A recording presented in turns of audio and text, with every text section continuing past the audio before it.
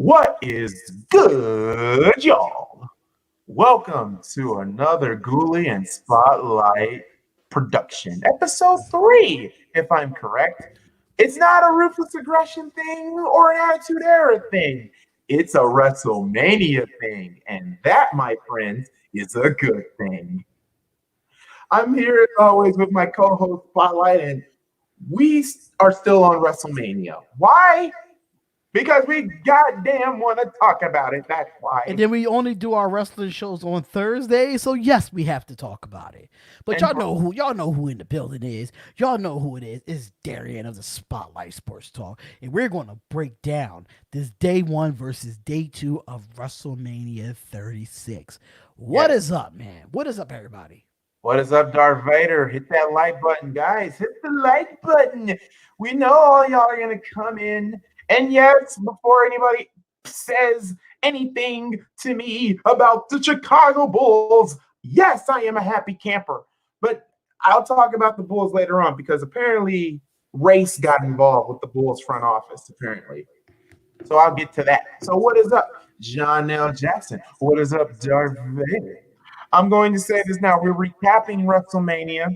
We're still talking about WrestleMania because personally, I have watched the show back to back, mostly day 1. You got to put GangGreenDavid as a goddamn moderator. He's not a moderator in this chat. I thought he was.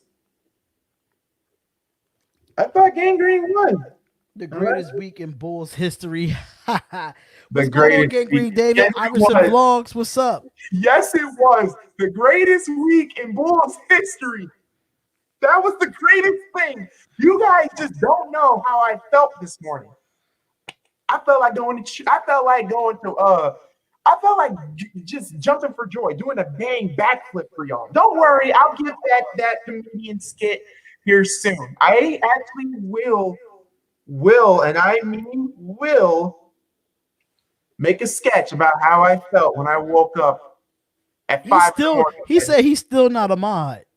I don't know how he's not a mod. I'm looking at it on the chat. He's not a mod. Make the man a mod because I don't know why my phone is acting like a douche today. Anthony Aguilar said that the Bears, that the WrestleMania was more shittier than the Bears season last year. To each his own. I'm kind of shocked, Anthony Aguilar. Is it because Brock Lesnar lost to Drew McIntyre? That's exactly what it is. That's probably right. That is exactly what it is. At least Patriot did win a championship fair and square. Gronk. Let me see. Oh yeah, okay. Try it now, David, because I know you're on here now. Yeah, try it. Let me just double check why he should be on. Just comment again, Gangrene. Comment again, so we can make sure we can see it. Anthony Brock can go back to Canada. Oh, echo. Okay, so let me just mute myself. It's probably from my end. I don't know, but I don't hear an echo now. But yep, Gangrene is good. Okay, but yeah, Brock can stay in Canada. And then I also found out why Rhea Ripley dropped down to Charlotte. 2 things. Number 1, they want to do it because to boost NXT's ratings for the women's division. And Spotlight called it. Another reason why, something personal happened to Rhea Ripley. I think family happened. So either way, she was going to drop the title regardless of. But we don't know when Rhea's coming back. So she's not injured or anything. She's just dealing with family issues. She had to go back home to the UK. Is she from the UK? Oh, yeah, and that too. And her visa expired. Her visa expired. So, yeah, there's that. All right, so we're definitely going to break down the matches. Do you have the list of the matches, Goolie? Give me a second. Yeah, she's from Australia. Okay, she's from Australia. I thought she was from the UK. Never mind. Yep, my bad. I'm thinking of somebody else.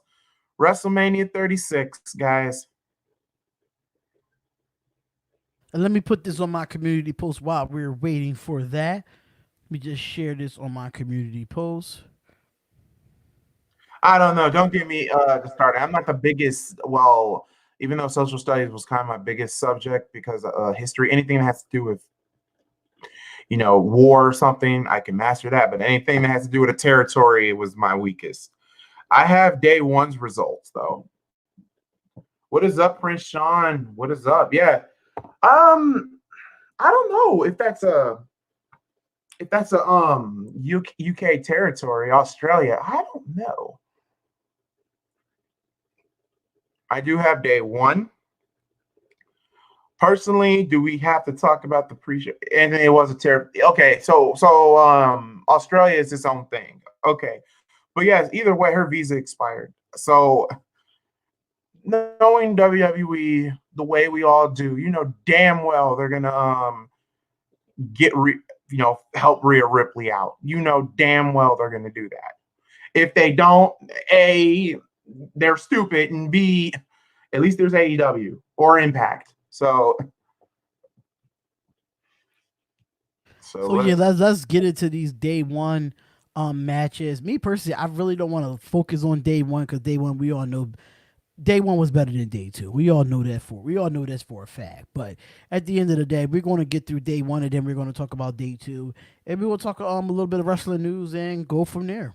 And from day one, we're not going to be talking about every single matches. We're just going to talk about the matches that actually mattered from day one and day two. So if you're expecting like the women's matches or anything like that, well, the tag team title match specifically. And I just have to say something to Anthony Aguilar. AEW is trash. I definitely disagree with that. I think AEW is doing the right thing right now. They're actually doing everything. Just imagine if they had fans. Because right now, I definitely want to speak on Raw. And because Raw, I heard Raw was freaking terrible after. Raw was just weird. Yeah. Oh my God. First things first about Raw. Okay, Drew McIntyre defends the WWE Championship against Big Show of all freaking people. And it almost seemed like they were going to have Big Show win. Hell no. I literally said, what year was this? 1999? When's the last time Big Show was relevant? Hey, don't come at my attitude era now. Don't do it. I'm not coming at your attitude era. I love Big Show. Don't get me wrong, but I need to slow down. I need to retire Big Show. That's where I'm at with Big Show. Love him as a competitor, probably love him as a human being, but it's time for him to retire. What's more for Big Show to do? The first ever man to wear the ECW, the WWE, and the WCW World Title. Yeah, Big Show has nothing to prove. He can just basically be at home. The best part of Raw, in my opinion, was Aleister Black and Apollo Crews. That was the match that had me on the edge of my seat.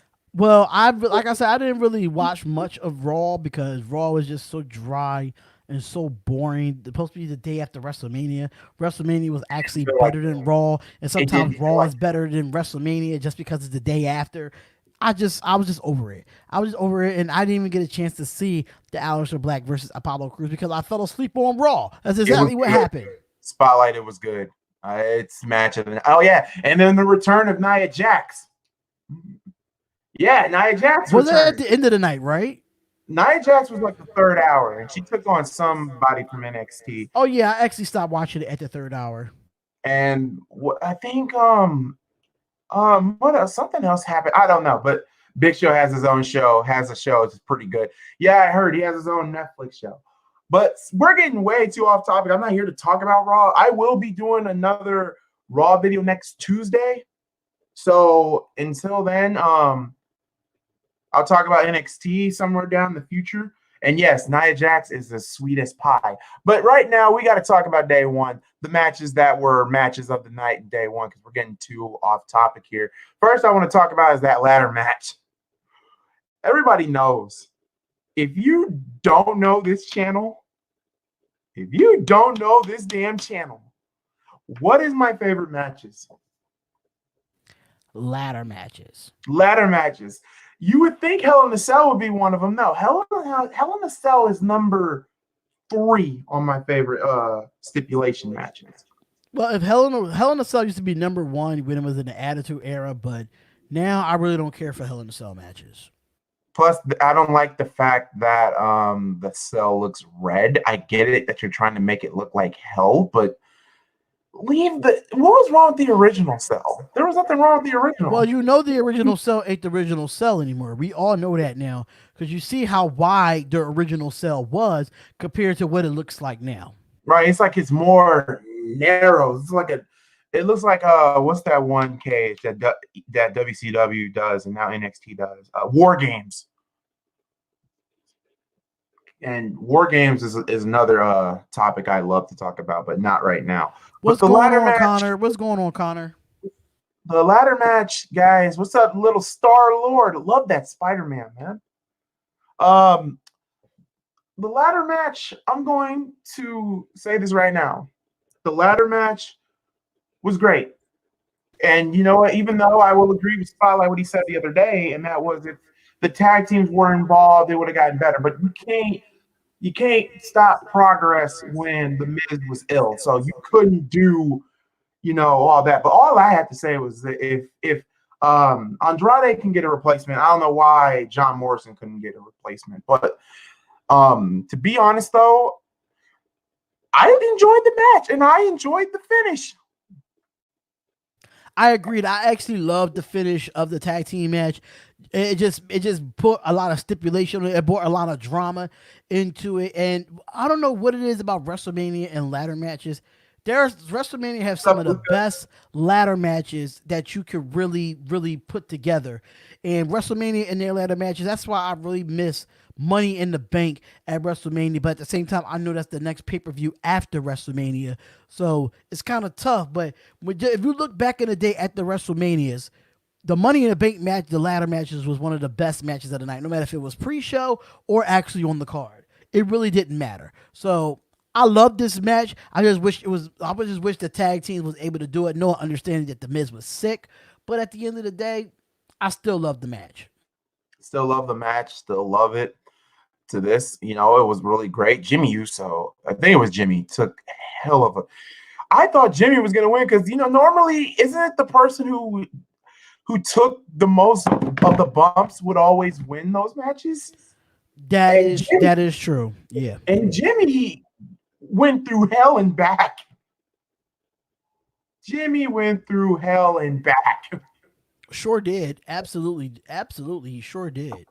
What is? Yeah, man. You know what? Yeah, a great match. It was just probably, I was gonna put it as match of the night, and I literally did. I did call saying that match would be match of the night until a certain other match came about. What else? Also, you know what? Spotlight's gonna be shot, and so are you guys. I'm a changed man. I'm a changed man on some things. When it came to that women's division match, I'm going to say this right now. Even though I was a little upset that Shayna didn't win that title, but I will say this. Having Becky win was not a bad thing. And here's why.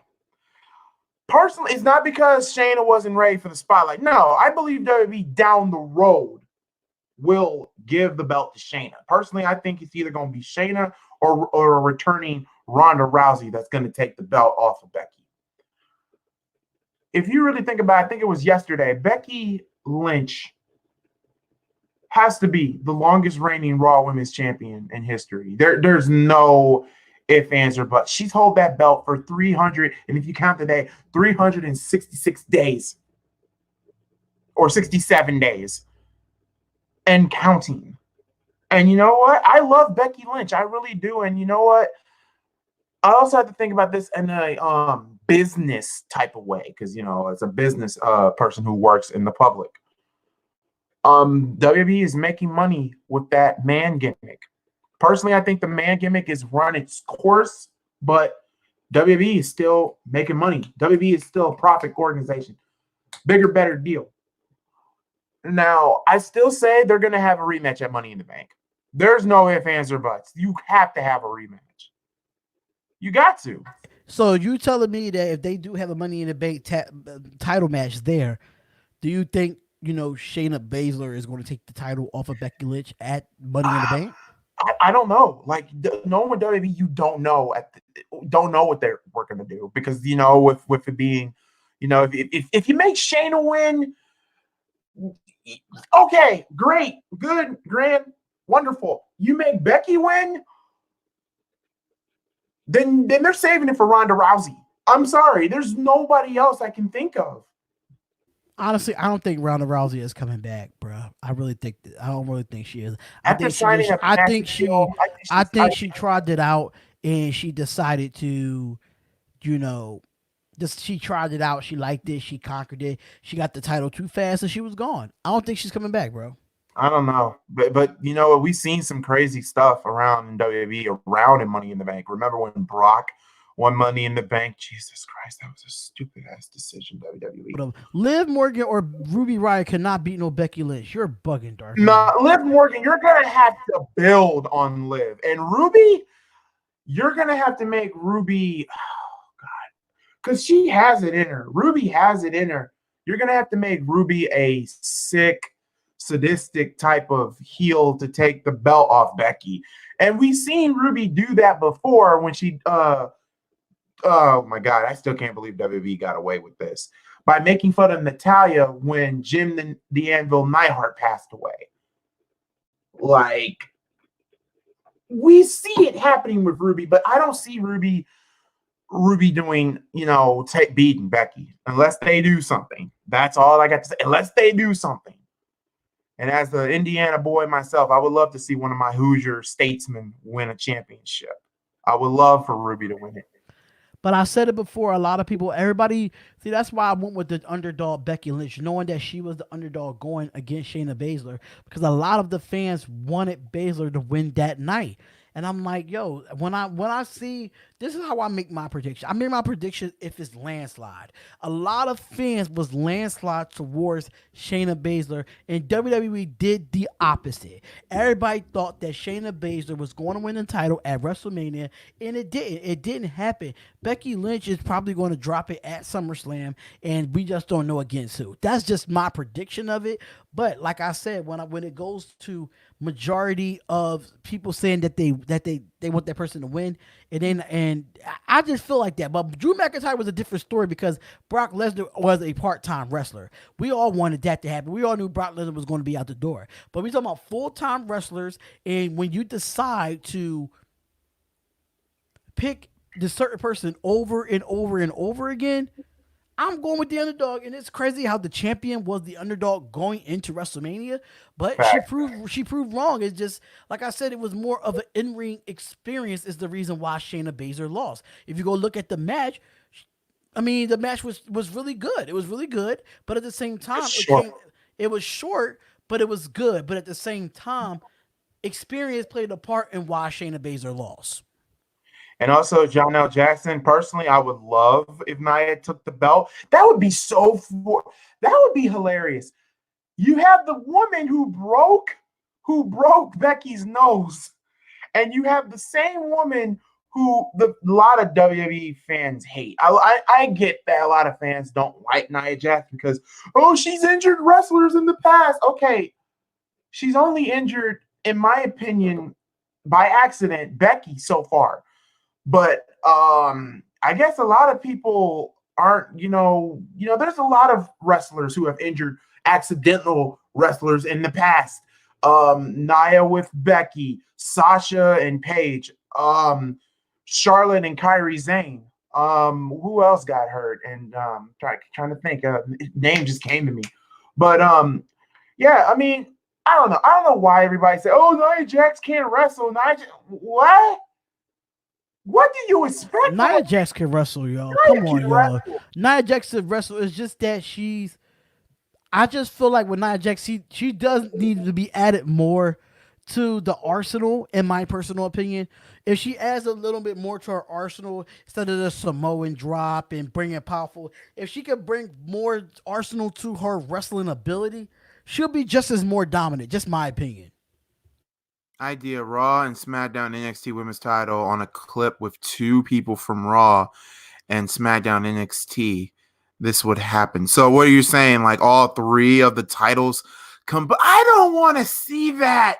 I mean, I mean, not yet. Not yet. Don't combine all 3 titles. Don't do that. No. I mean, Yes, I think it would mix it up though. I think it would mix it up and make it an undisputed women's title where you can have the NXT girls mix and match with the main roster girls. I mean, if you give it a shot just to see how it would work, but it gives not yet.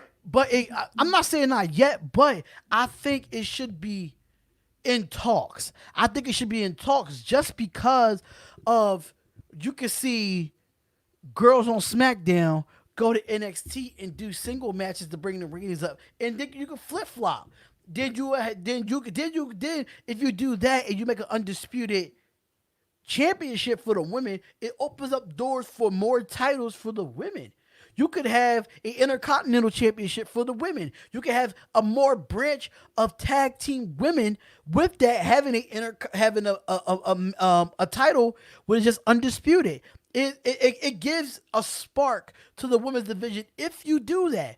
But I will agree with you. I wouldn't say right now, but I would love to see it within I would say a year and a half or next year. A year and a half or 2.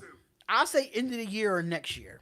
And also, John L. Jackson, thank you. Brie Bella and Liv Morgan. And oh, yes, I've made a Brie Bella video. And I actually defended Brie Bella. Ring rust. And everybody was getting on Brie Bella's head that night. I had to calm the wrestling community down a little bit. I'm like, wait a minute. Yeah, she knocked the hell out of Liv Morgan. But let's be real. It's not ballet, people. Ain't that the saying? It ain't ballet. I don't know, just wrestling fans just need to calm the hell down. And that's why, personally, for me, when it comes to injuries and whatnot, just calm the hell down. So, yeah, if Nia Jax do be the one to beat Becky. Yeah, so let's just get back into the matches. Me personally, with this match, I rated well, I was the only one. I was the only one that actually picked Becky Lynch out of all the predictions from everybody that was in the chat. So thank me later. But let's go into the next match, man.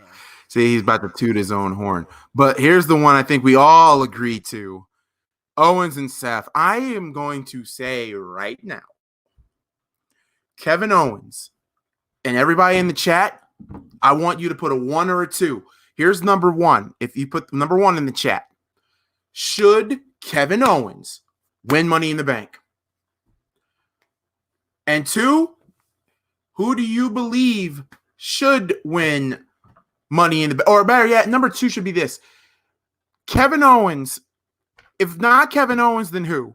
The reason why I say Kevin Owens should win Money in the Bank is because, number 1, I'm going to say this right now. Ever since Owens went, this babyface run, holy crap. Like, Owens, I could never picture Owens as a babyface, but he has proven me the hell wrong. And I love Kevin Owens. He's starting to get the respect like Randy got from me. Randy, like for instance, Randy can play a good babyface. We know that. But when he becomes a heel, he's a totally different person. He's a heel's heel. Same with Kevin Owens. But to be honest, though, it's to the point where Kevin Owens can master both. He can be a master babyface. He can bring a crowd. He can cut a good promo. He can wrestle. And then when he turns heel, he can be an asshole. He can be vindictive. He can be goddamn crazy. And I'm sorry, Kevin Owens is a once in a lifetime talent that can do both. And I think Owens should be Money in the Bank. And most for it with his match with Seth. It really showed with his feud with Seth. Now, I remind you, that rivalry went from November and it ended in April. Tell me you don't want to see Kevin Owens as champion next. I think that, like, don't get me wrong, this match was one of the best matches of the night before the Boneyard match. But what I have to say about that, as far as taking the title off of Drew McIntyre and have Kevin Owens win it, I still think that Kevin Owens wins the Money in the Bank, but I don't think he will lose to Drew McIntyre. I just think he will, because there are two fan favorites. They both want Kevin Owens a face, and now Drew McIntyre's a face. Now you got two faces going off against each other in a title match. I just Kevin Owens needs the push, but I don't think nobody needs more of a push than Drew McIntyre, and he's finally getting his push. I don't care what Drew's gonna have a good run at the belt. He had a good run. He had a good run with the IC title, but it's nothing like winning the WWE Championship. If you're not a wrestler, if you're a wrestler and you're not trying to go after the WWE title or the World Heavyweight Champion or whatever belt that is in the WWE, you're not meant to be there. Intercontinental titles and U.S. titles and tag titles, yes, that's good as the accolades. But the prize is to be the top dog in a company, and that's why. Yes, and that's why I feel like they're not going to let Drew McIntyre give up the belt a pay-per-view after WrestleMania. I just don't see it happening. But winning Money in the Bank for Kevin Owens, yes, I do see that. But Kevin Owens, he definitely grew on me after they decided to turn him babyface. I did not like him as a heel.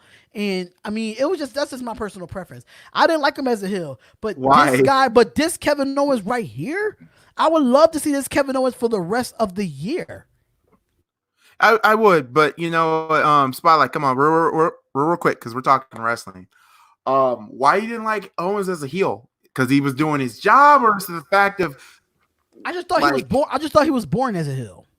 I didn't see the passion that he had when he wasn't a heel. I just didn't see that drive. Feud with Shane, when his feud with Shane and Daniel Bryan, who did Kevin Owens fight at Hell in a Cell? With Shane McMahon. So like. The match was cool, but it's like I just didn't see that Kevin Owens when Kevin Owens was trying to go for that Universal title the first time. Oh, that's the type of Kevin Owens. That's the Kevin Owens that I saw at WrestleMania. If I get that Kevin Owens the rest of the year, you can't tell me nothing. You can't tell me a damn thing, because I think, honestly, I liked him with Chris Jericho, but I think he lost his step with the Chris Jericho. I think that's where I think he went wrong, because they try to make it look like they had these pictures, this weird picture of them both naked. Like, that's just hilarious. The NXT Kevin Owens too. NXT yes, Kevin Owens. If we could get that Kevin Owens on the main roster, I tell you right now. Kevin Owens wins me over, and I love this match. Seth Rollins still put on a show too. Don't get it messed up. It's just that he could put on a show, but Kevin Owens made it KO Mania. Period. And wait a minute. John L. Jackson said, "Well, you still have Kevin Owens cashing in on board." I think he means Braun, because we don't know when Roman Reigns coming back. Him cashing in on Braun? No. Now, if he cashes on Braun, that means everyone will go off. He would have to go heel. He would have to go heel again, because the fans love to support Braun. They're not going to let Braun move this moment. I think the only time Braun will lose that belt is when he takes on Roman. That's the only time he's losing that belt. And, for all us Braun Strowman fans, and there's a lot, it's going to happen. It's going to happen. If it doesn't, I would be pleasantly surprised. But hold it down real quick, bro. Hold it down. Kevin Owens, I'm going to say this. Kevin Owens cashing in on Drew. I would love it to be on SummerSlam.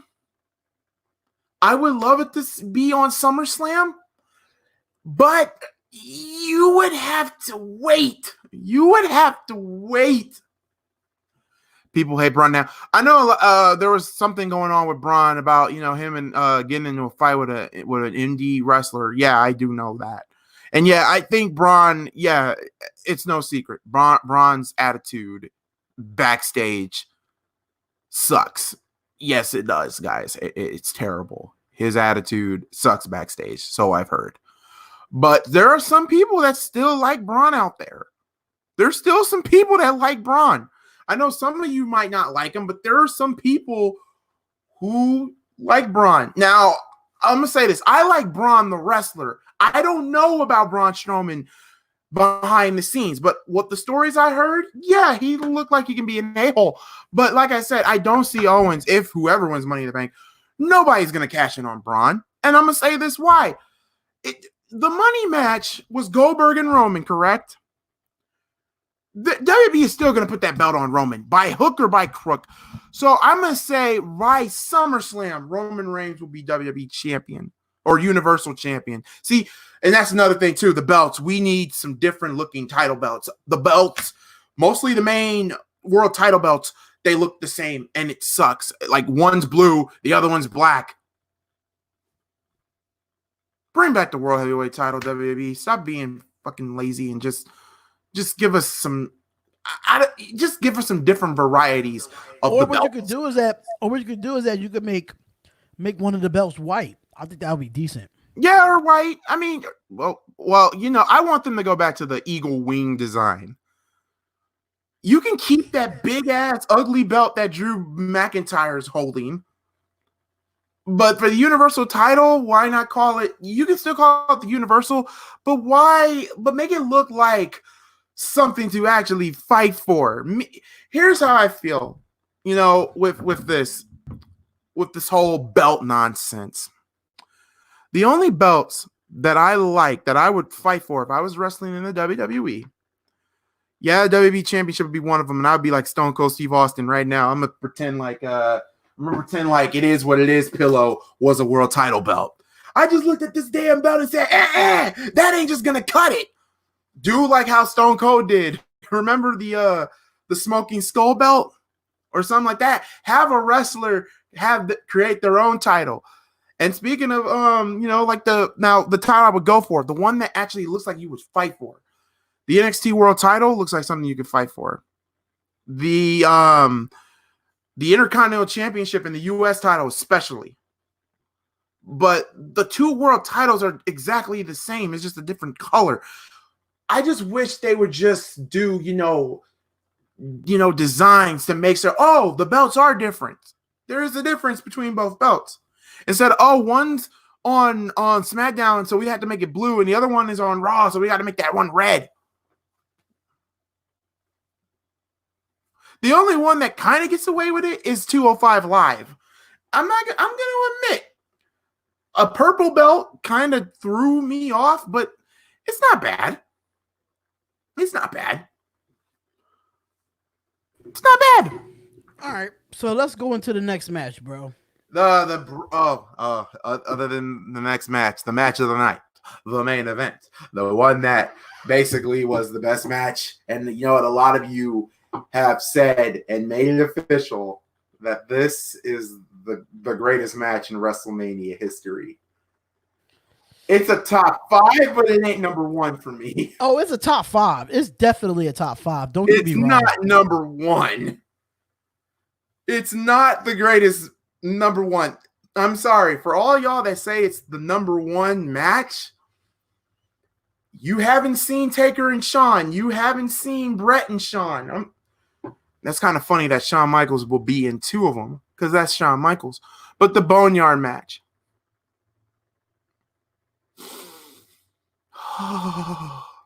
Is it sad to say that I am literally watching the Boneyard match every time I go to bed? Every time I wake up in the morning? Every time when I'm at work?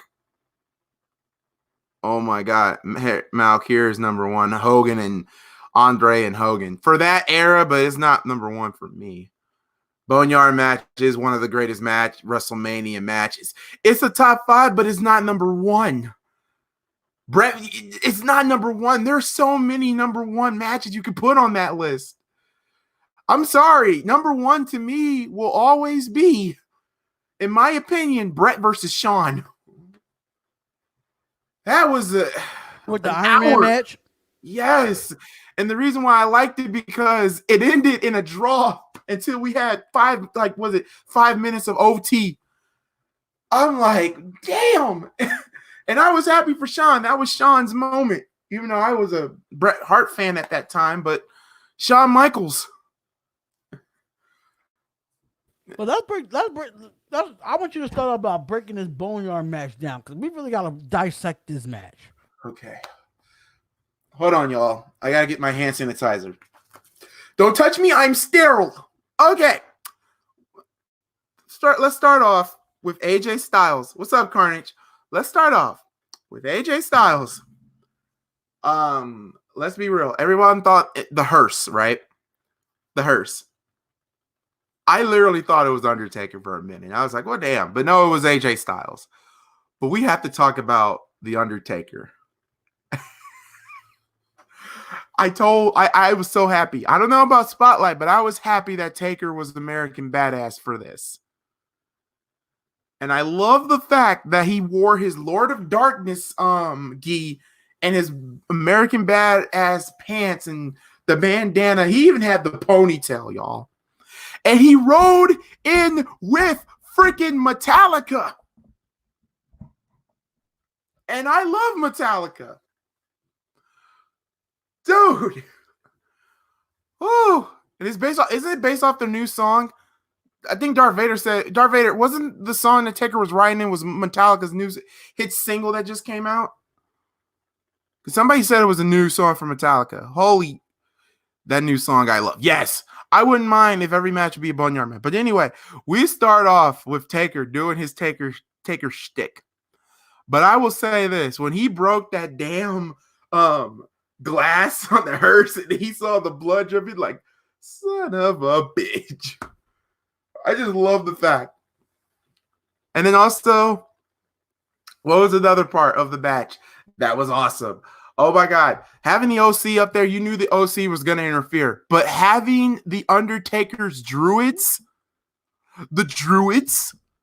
to come out and help AJ and the OC, that was kind of fun. That was fun. And then also, we got to talk about when AJ Styles getting, taking it to the Phenom. And then we thought that the Phenom was going to get buried alive. Until the Undertaker, the magic. And that's when it happened. Spotlight, you can take it from here because you love this gimmick. I don't know why. I love it too, but Ministry of Darkness Undertaker. The Ministry of Darkness. Okay, let me break down this match for y'all. Knowing how old I am at the age of 34, let me break something down to y'all. This was one of the best matches I ever seen in the last 5 years. At any WrestleMania, I don't care. It's my personal opinion. This is one of the best matches in the last 5 years of WrestleMania, whatever. Started out with, I thought we was going to get the old Phenom, like the Paul Bearer Phenom, where he wore the purple. Yes! That's what the Phenom I thought we were getting. Whoa! That should be his last match. Me that when he debuted in 1990, and it was like, wow, look at that ham hock. Like, you know what I'm saying? Like, that's what I thought we were getting with that Undertaker. I thought we was going to get the Undertaker that was creating a special coffin for Yokozuna. That's I thought that I was getting. And then AJ Styles pops up. I thought that was decent how they sold that, though. But once I saw the casket live up, I saw the jeans. I'm like, okay, this is AJ Styles. I already knew what the hell was going on. So we come with a new theme song. Mind you, I like Metallica. Don't get me wrong. I like a little bit of rock music. But I never heard that song by Metallica. And I thought it fit. But then, what the camera angle did was Undertaker came in. And he got no, not even that. Not even when he did that. When he got off the motorcycle and the camera zoomed in on the Undertaker. I was like, okay, this is about to be some shit. I don't know what we're about to look at right now, but it's about to be some shit. So what happens is that they start fighting. And when I knew it was about to get real, when Undertaker's freaking arm got cut, trying to hit the crap out of AJ Styles. Then he throws AJ Styles on the windshield, breaks the windshield. Sheesh. I'm like, okay, we get like a Mankind type of Undertaker type of match with the hardcore stuff. So yeah. But what got it for me, what threw me off, but I loved it. After AJ Styles got thrown into the dirt, when he got thrown into the dirt. The grave. Yeah, the grave. My bad. I could not. The word was on the tip of my tongue. I just could not get it. That's how good this match was. We can't even say the word grave. Right. So when he went after the OC and that whole house lit up, I'm like, yo, what in the hell is going on? And I'm like, okay, so these like used to be Undertaker disciples. So it's kind of like going back to what he was, but him being the American badass at the same time. So he took all them out. That was easy. That was the easy part. But then when AJ Styles came with the concrete, oh my God. You can hear it in Undertaker's voice that he was gasping for air.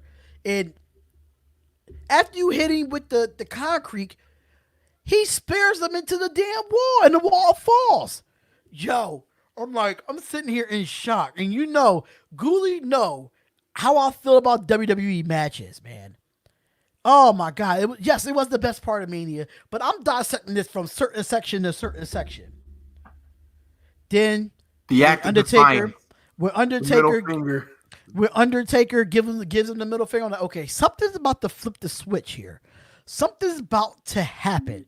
Okay, so Undertaker ends up getting in the grave.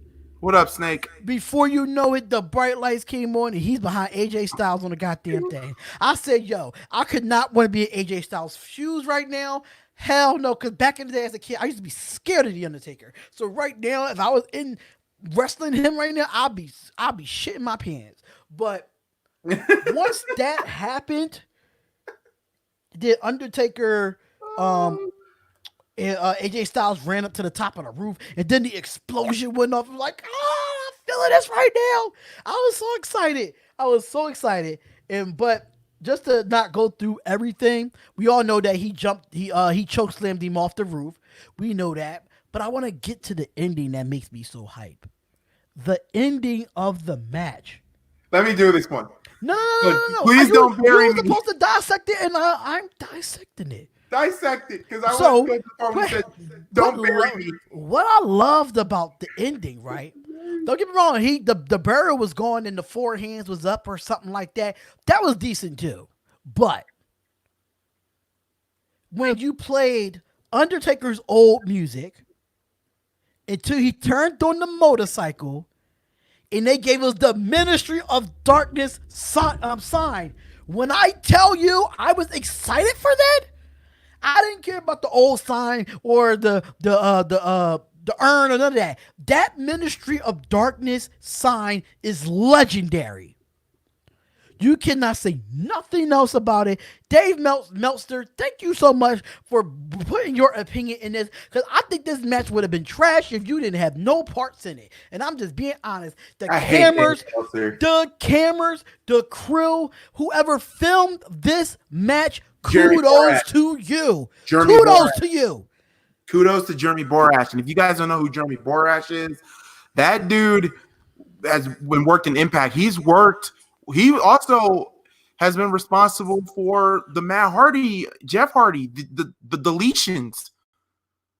And oh my God, I'm sorry. I think WWE from here on out, when this whole coronavirus is over with, they should just low-key every segment to almost the matches that matter and rivalries that matter should be cinematography like that. I think it should be the main event should be like that.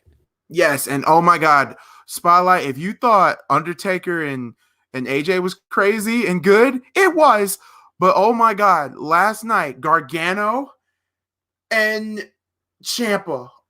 Oh my God. Was it cinematic? It was cinematic.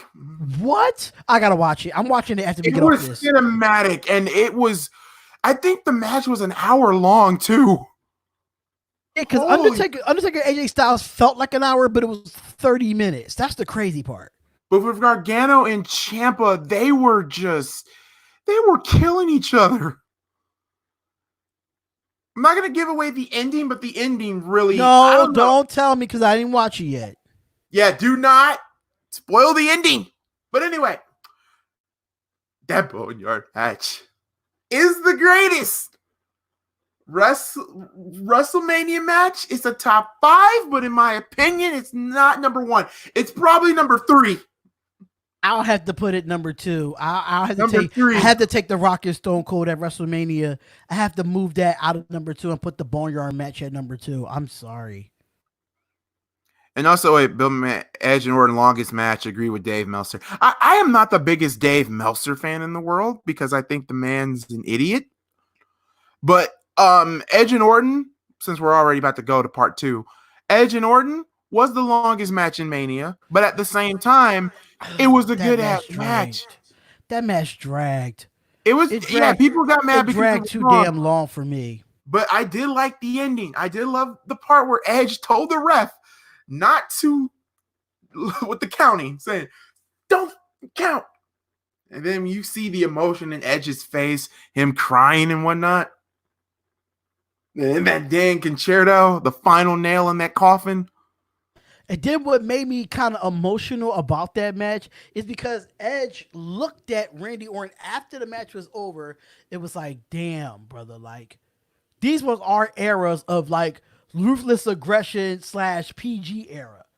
So it's like an end of an era with those two. Yes. Yeah, also, we got to thank Dave Meltzer because if it wasn't for Dave Meltzer talking that crap to the Young Bucks, we probably would have never had an AEW. So you have Dave Meltzer for that. But anyway, but now we're on to part 2. I'm gonna say this about part 2. Part 2 cannot touch day 1. Let's be real. Let's be honest. It cannot. Hell no, absolutely not. And yeah, I will say this. I did look back on this match. The one thing I also didn't like about the Last Man Standing match was the commentary. It was for some reason it was barely commentary. Like Byron Saxton and I can't think of the other one. I think his name is Mike. I don't know the other guy, but like he'd been there in WWE for a while, but I don't know. I would not have them call that match. I would have had maybe Michael Cole and JBL call it. I think the Last Man Standing match should have been cinematic, in my personal opinion. Just because of their feud in their past, I think that should have been cinematic as well. I think you should have had at least 2 cinematic things. Last Man Standing match. Yes, cinematic. Make it a mixer of a street fight and a Last Man Standing match.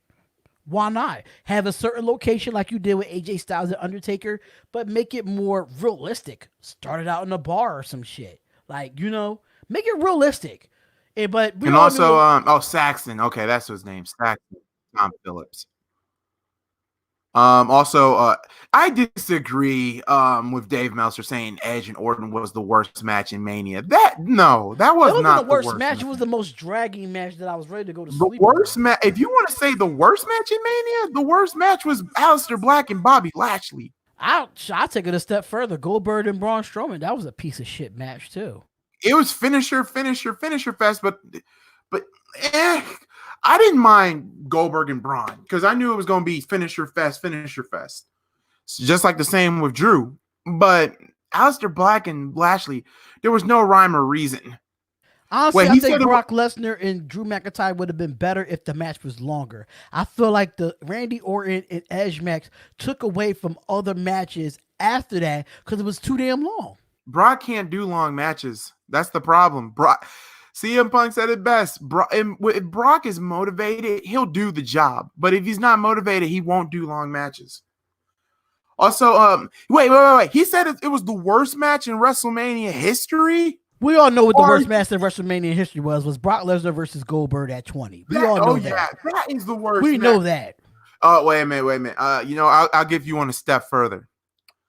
The Miss WrestleMania Battle Royal is in my definition of one of the worst WrestleMania matches. And here's the reason why it's one of the worst. A woman didn't even win the damn thing. A man won it. Santina or Santino Marella dressed in drag. That is when we understand all that, but we all know that the stipulation for Brock Lesnar and Goldberg leaving the company, they both was walking out of the company, and nobody gave a shit about it. It was then they booed them the whole damn time. Yeah, nobody gave a shit about this match, and the fans didn't give a shit. The only thing that was interesting about that match was the referee, Stone Cold Steve Austin. That was the best part. Also, Undertaker versus Giant Gonzalez. Yeah, that is another bad WrestleMania match. Unfortunately, that's a part of the legendary streak, unfortunately. Santina is Santino's sister. I don't care. Santina dressed in drag was stupid to me. To me, I think it was a big slap in the face to the women. No wonder why Trish Stratus said no. Trish said no. Lita said no. Who else said no to this match? I think it was just those two alone that said they did not want to do the job if a man was going to win it. I'm sorry. I think why you think Stephanie McMahon stepped in for the women's evolution? I'm so glad that she did. Because my God, WrestleMania 25, as much as I love WrestleMania 25, I have to skip over. Every time I watch that women's battle royal, that just eats me up. Because I low-key, just out of all the women, personally, it should have been either Mickie James. Here's the thing. If I was booking that, it would have been either Trish Stratus or Lita that was winning that damn thing. Lita or Trish. But how you feel overall? How you feel about the Randy Orton in the Edge match, the Last Man Standing? It was a good match, and it was long as hell. But I gave it, I think I gave it a 4.5 or a 5. I don't know, but I know it's somewhere around there. Yeah, it was long, but I didn't mind it being long. NY Sports MC, I definitely agree with you there. Hoping that Undertaker goes out on top with that graveyard match. I hope he does. But I got a feeling something's going to happen knowing that AJ Styles got buried. Something's going to happen after this. I think AJ has to go evil. First things first. If you're going to bring AJ Styles back, first thing has to be freaking first. He has to cut off that soccer mom hairstyle. I am sorry. I can't take AJ serious with a soccer mom haircut. Why not have AJ Styles shorten his hair? You know he can. Or better yet, why can't he go back to New Japan, AJ Styles? Because he was evil as hell. Give you the evil character that he was in TNA. Yeah, pretty much. With the black leather and all that other stuff. Yeah. Now, as for the OC, as for them, they need to be a tag team contention. They don't need to be riding the coattail of AJ Styles. They need to be a tag team, and in my opinion, they need to be. Personally, it needs to be going back to the original club, and that is not AJ Styles. And I love when people say AJ Styles was a part of the original Bullet Club. No. Why not Gallows, Anderson, and Balor? I mean, there's your club right there. I don't want no Bullet Club. But they're not going to do that. I just want to see the OC be on their own. Stop riding everybody else's coattails. I'm tired of that. Like, it's just so weird to me because it's going to happen. There's going to be one match spotlight, so get ready. It's going to happen. The OC, the full OC, Balor, AJ, Gallows, and Anderson against the Undisputed Era. That match is coming. It's coming. And personally, I would love to see it, but because I love Adam Cole and I love Bobby Fish, Kyle O'Reilly, and Roderick Strong. So, yeah. What was the next match after Randy Orton and the next match that we was interested in this day 2? I had to stretch, and I think you and the rest of the crew took over. I think it was Gronk winning the 24/7 title. That was hilarious, but you all know that was hilarious. WWE will be copyrighted when they use the Bullet Club. They don't have to really use the Bullet Club. They just can use something else. The OC is they could just put an abbreviation or call it instead of the OC, just call it the BC. There you go. What's enough? Part 2. For part 2, Charlotte and Rhea Ripley. I'm gonna say this. Let's get it. I'm a man. I can admit defeat. I'm gonna admit defeat here. But you know what? With Charlotte literally winning NXT Women's Championship, I had to literally sit down and think. To be honest, there was nothing wrong. At first, I hated the decision, but I don't. Because of all that has happened this week. Rhea Ripley losing her visa. Or, her visa expired. Rhea Ripley going through, with all that. And then also, what they want to do with Charlotte. And I will agree with a lot of people saying Rhea should have won. But at the same time, WWE wants to compete. They want NXT to compete with AEW. And having a star caliber athlete like Charlotte on the NXT roster will actually boost that NXT women's division. And that is a fact. Okay, we have to put a pause on this because I just saw something on Instagram where it says the top 50 wrestlers of all time. Oh, God. What's the top I can't 10? see the whole damn picture, but I found it. And the guy, his name is Rise Up Family Sports Network. He hates the list. He hates it. So I don't see number 50. I don't see number 23 because like the picture is cut off. But they have 47 Goldberg, 47 Ultimate Warrior, 46 Goldberg, 45 William Regal, 44 Kofi Kingston, 43 Batista, 42 Kevin Nash, 41 Jeff Hardy, 40 British Bulldog, 39 Seth Rollins, 38 Arn Anderson, 37 Scott Hall, 36 AJ Styles, 35 Daniel Bryan, 34 Brock Lesnar, 33 Chris Benoit, 32 Ron Simmons, 31 Ricky Steamboat, 30 Owen Hart, number 29 Ravishing Rick Rude, number 28 Mick Foley, number 27 CM Punk, number 26 is Edge. I don't see 25, 24, or 23 on this list. I already hate this list. But 22 is Jake the Snake Roberts, 21 is $1 Million Man, number 20 is Roddy Piper, number 19 is Sting, number 18 is Dusty Rhodes, number 17 is Andre the Giant, number 16 is Mr. Perfect, number 15 Booker T, number 14 is Kane, number 13, Bruno Sammartino. Number 12, Triple H. Number 11, Kurt Angle. Number 10, Chris Jericho. Bret Hart is 9. Undertaker is 8. Shawn Michaels is 7. Cena is 6. Rock is 5. Hulk is 4. Ric Flair is 3. Macho Man Randy Savage at number 2. And Stone Cold Steve Austin at 1. Austin as number 1 is debatable. Macho Man is a top 10. Macho is a top 10. He's number 2. I don't think it's clickbait because the person says I'm sorry. No. the person on this list, this list is really bad. And the person Booker that T actually, over Sting though? No. Rise Up Family Sports Network said, "Hell no, I hate this list." That's exactly what he said on his caption. I don't think it's clickbait. I don't think it's clickbait at all. I really think that according that is a horrible list. This is according to they found this list on Instagram. I hate it.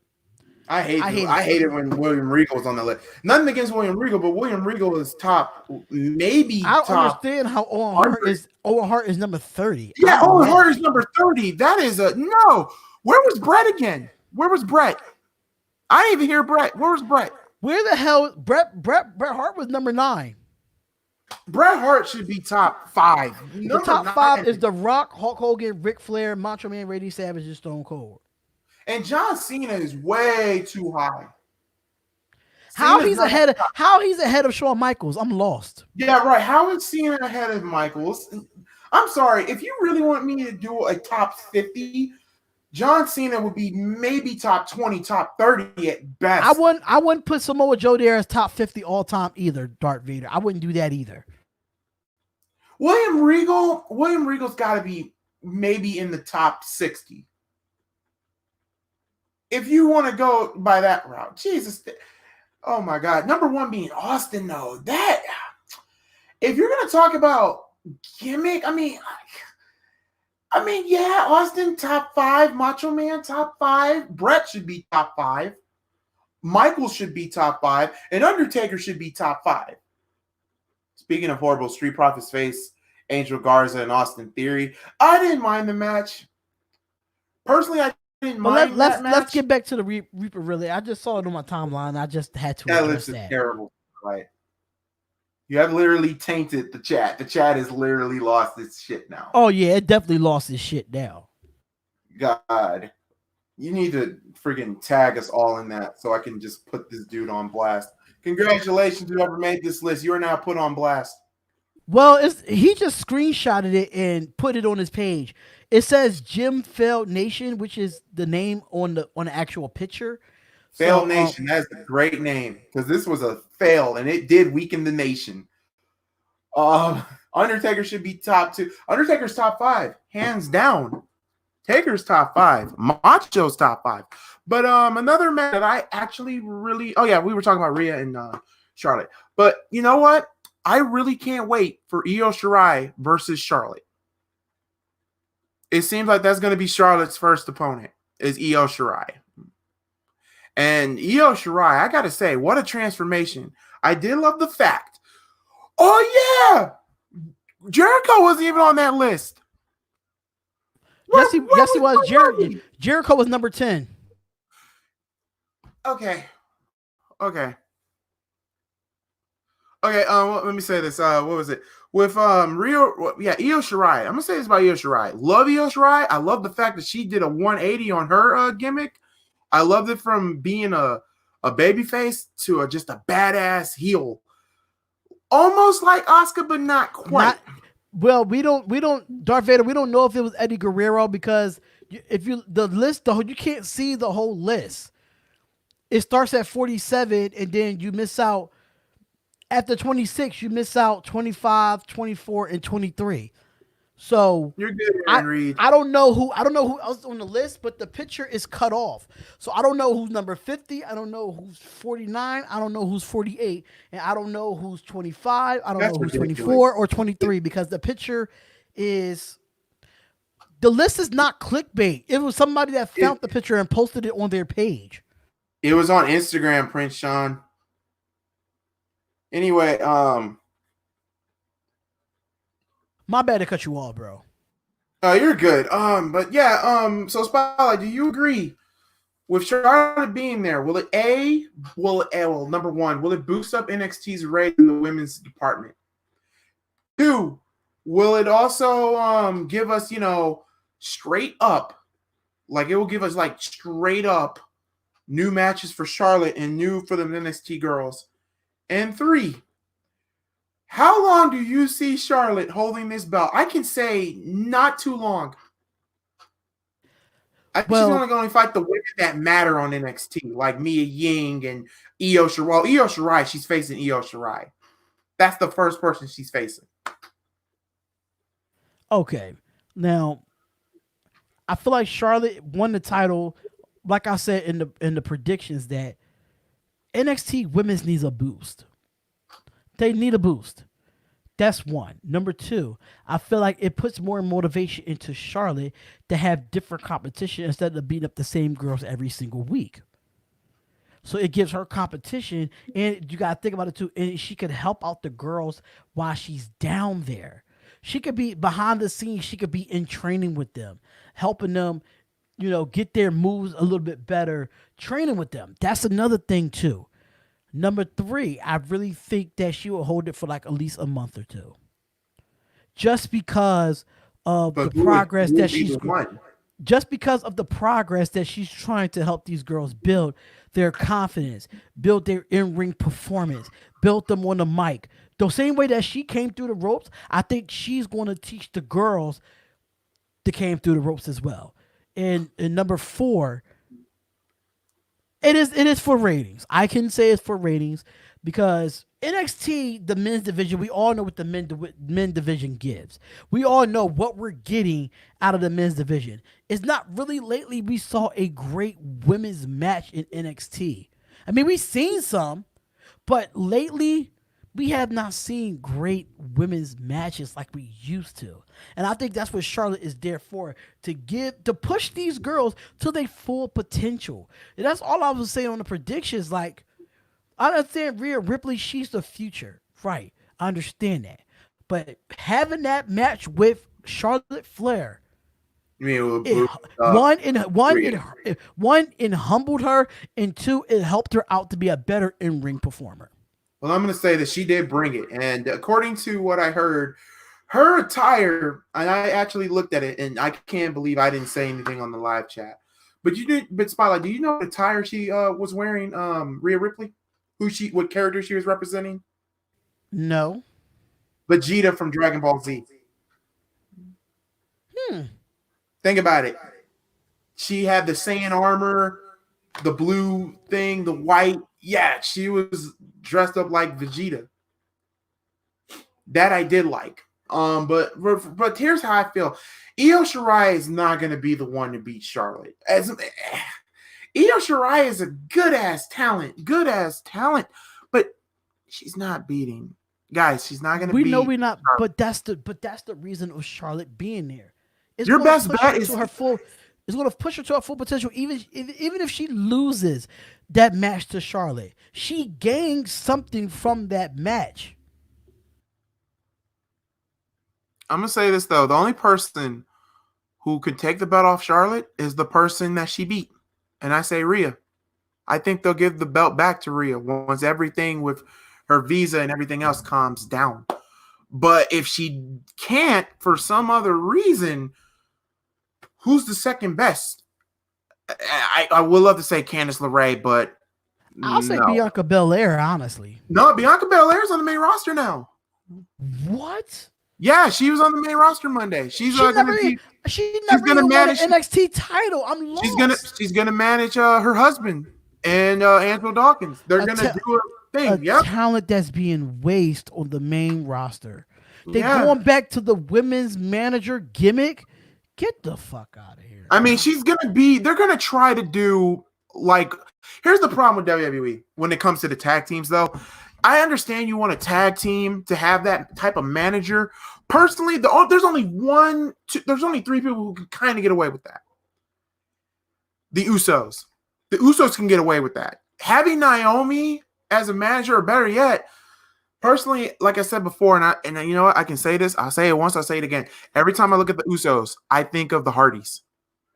Like Naomi, you can say that with Naomi just because of what Naomi accomplished before being a manager with the Usos. What has Bianca Belair accomplished in NXT? Not a goddamn thing. So for her to get, I don't know why they did that. They should have made what you really could do is that you really could have put Bianca Belair versus Charlotte, and she probably could have took the belt off Charlotte, and it could have been Rhea Ripley versus Bianca Belair.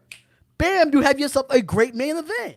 But I think it's just only I think it's just temporary because they're still in the feud with Austin Theory and Angel Garza, and they got Selena Vega in the mix. So I think it's only going to be temporary. But if it's not, oh my god! And I love Bianca Belair, but if you're going to make her be the woman to back up her husband. Then, or the reason why she's probably up there on the main roster because it might be like a 6-man tag match. Yeah, intergender. I don't think she's fully up on the main roster. I think it's just for this feud, and then she goes back to NXT. But if she's up there for good, then that's a bad move on Triple H. And I love Bianca Belair. I really wanted to see her become champion. There were so many. Dakota Kai, a lot of it. Yeah, Dakota Kai versus Charlotte. But here's the problem. I mean, I will say this, and Spotlight will probably say this because I know Spotlight hates Bayley. We all know this. But personally, Dakota Kai was almost in the same bout like Bayley. She was like, happy-go-lucky, not a care in the world. But then when she turned heel on Tegan Knox, holy crap! What a career can do in 180. And actually, I'm actually shocked. Did she drop Team Kick? Now Tegan Knox, that's Tegan Knox. Candice LeRae. Here's the thing: I would love to see Candice LeRae. That is a woman who has busted her ass for the last 2 decades in the wrestling business. I've seen that woman grow since PWG But my God, I would love to see Candice LeRae be the one. But not to give anything away, but no, I don't see it happening yet. Maybe next year or somewhere down the road. Hill Dakota is amazing. Hill Dakota is good, but having a heel, and personally, I'm going to say this: as much as I am not the biggest fan of Charlotte out there, Charlotte is better off as a heel. I don't like Charlotte as a babyface, and I think WWE has realized that now too. So, yeah. But yeah, other than that, you know what? Congrats to Charlotte. I just hope NXT knows what they're doing, and I think they do. So, like I said, Io Shirai versus Charlotte, I'm all down for it. But let's be real, guys. Io Shirai is not beating Charlotte. Get that out your minds. Like, get it out of your mind. It's not going to happen. And if it does, holy crap. Anyway, let's talk about another women's match that was actually, it got good until the end. And I said this on Marked Out Wrestling, and you can subscribe to their YouTube channel. I said, and I quote, "I am not the biggest fan of Lacey Evans. I think she is a mixture of Cruella DeVille mixed up with Meredith Blake from The Parent Trap." They laughed their asses off at that, and they kind of got confused because they didn't know who Meredith Blake was until I had to break it down. But Lacey Evans impressed the hell out of me in that 5-way match. And you know what? I'm going to say this though. I still believe we're still going to get Bayley versus Sasha Banks down the road. WB is teasing us, but it's either going to happen at Money when Charlotte win, not Charlotte, when Sasha Banks win Money in the Bank, was I'm thinking that's going to happen. And I think we'll get the big blow off on SummerSlam weekend. We'll get the start of that SummerSlam weekend. That's my opinion with that. Spotlight, what was your opinion on Lacey Evans? And I know it changed after that match. She did Yes. She did what she had to do. Yes, it definitely changed because I used to hate the shit out of Lacey Evans, and I still do. And I just hate the character. You just hate the character, just like me with Velveteen Dream. Like, I think Velveteen Dream has a great wrestling ability, and I just don't like the gimmick for Velveteen Dream. I just don't. I understand it fits him because he knows he's bisexual or gay or whatever. And he's himself like that in real life. Yeah, you're not Eddie Kendricks, okay? So that's not good. You're not Prince, okay? So I just need that to be cut out. That's just what it is. But Lacey Evans, I always thought that Lacey Evans had to go back to NXT and train to be a performer in the ring. That was my problem with Lacey Evans. I really don't care for her gimmick either. I definitely agree with you there, MalcGoolie, that I don't care for her gimmick. But what she showed me at WrestleMania kind of won me over a little bit. I mean, if her gimmick would change with that wrestling ability, oh my God. Like, I was very impressed with Lacey Evans. I really thought Lacey Evans was going to win a title, and I wouldn't have been mad if she won the title because the way she performed. I'm not thinking about her gimmick right now. I'm just thinking about her in-ring ability to go up against Sasha and eliminate Sasha. It didn't With go that hell of a woman's right. Yes, that was a hell of a right. That was a hell of a right hand. And I didn't felt know like Lacey Evans was a Marine. That I didn't know. But here's my thing. Instead of a sassy Southern belle, why not make her a Marine? Hello? A Marine. I don't know. I wouldn't like the I would Marine love to see her as either. a Marine. Or better yet, what's that one thing that you see back in the 1950s, with the women with the muscle and the thing, that. Why not have her be like that? I mean, well, technically she kind of is, but like military, like that. Yeah, that. Yeah, I could agree with you there, bro. I could definitely agree with you there. But right now, that's what we have to deal with the WWE with this stupid gimmick. The gimmick doesn't fit the athlete. It just doesn't. It doesn't. She's too buff to be a Southern belle. Have you not seen Southern women at that time period? They were not that damn muscular. Hell no. They were like olive oil from Popeye. They were sticks. They were sticks. They had no breasts. They had no booties. I'm sorry. Stop right there. Stop right there. Did you just say olive oil from Popeyes? Yes, I did. Goolie. Come on now. Goolie. You're an old school man like myself, and you know damn well that olive oil was skinny as hell. She had no meat. She had nothing. She was a stick. She was a solid stick. Wow. But congratulations to Lacey Evans getting down to the last match. I definitely agree with her. I was very impressed, but I think Bayley should have dropped the title. Yeah, and I personally, you know what? I think it's still going to happen. I think she'll still drop the title to Sasha, but I think somebody said earlier who would win the women's Money in the Bank match. It has to be Sasha. It does not have to. No, hell no.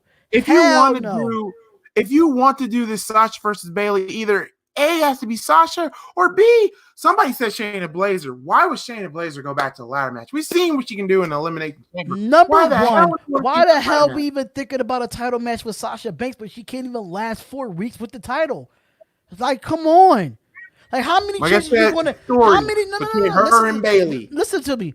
How many times we going to see Bayley and Sasha Banks? Like you said with Charlotte fighting Bayley or Charlotte fighting Sasha Banks. What are we tired of seeing Bayley and Sasha Banks? I'm tired of this whole BFF bullcrap. I'm tired of it. My thing is this: if you're tired of the BFF, you want them to break them up. This is the best way to do it, and that is to have them fight one last time. What is the point? They're 2 years overdue with that. But my thing is, what is the point of putting the title on Sasha Banks when the next pay-per-view?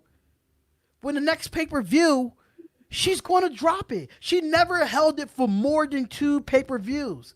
What is the point? What is the point? Like, you putting it on her. Is true. You putting it on her just for her to lose at the next pay-per-view. I don't like it. If you're gonna put it on somebody, I understand we don't like the gimmick, but Lacey Evans mixes up everything when it comes to the women's wrestling division.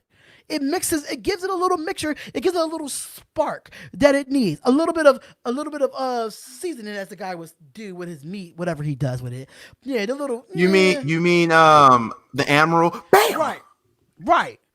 That's what I'm saying. That's why I'm like, Jerry? If she wins Money in the Bank and she catches and win it, I bet you in the next event, next pay-per-view that Sasha Banks gets it after Money in the Bank, she's going to drop it. I'll put $100 on it to anybody. She will drop it. And if that happens, I think the first person that she'll drop it to is Lacey. But the thing is, she shouldn't have been in that predicament to begin with. Yeah, exactly. But it's WWE. That's why I be saying this is what the company wants. This is what the company thinks, but they don't come to the fans, and that's a problem. And back in the day. Didn't they used to cater to the fans back in the day? Yes. Most of it was because WCW was choking on their own feces, but at the same time, yeah. But at the same, I don't know. It's just like, I don't know. I agree, but at the same time, this is what the WWE thinks. But we don't know. Apparently, Money in the Bank might not even happen. So, right. So we don't know. But like I said, I wouldn't mind if you're going to do Money in the Bank at the Performance Center. Every match need to be a ladder match. I wouldn't mind. Every match need to be a ladder match if you do it in the Performance Center. That's all I gotta say. Don't make any every title should be a ladder match at Money in the Bank if it's going to be even the matches that don't matter. Ladder matches. It should be a ladder match event. Period. So okay, if for Money in the Bank. Okay, so if they were to make a ladder match and you gave them ideas, Spotlight, watch, you gave them an idea, they're going to roll with it, and then sooner or later down the road, we're going to hate it. You're going to make me hate ladder matches. Don't make me hate ladder. I'm not saying I just say all the major titles. We already got TLC. No. That's bad enough. Right, understanding, but I just feel like if you're going to do Money in the Bank, do Money in the Bank to the major titles, make those ladder matches. Everything else can be fine.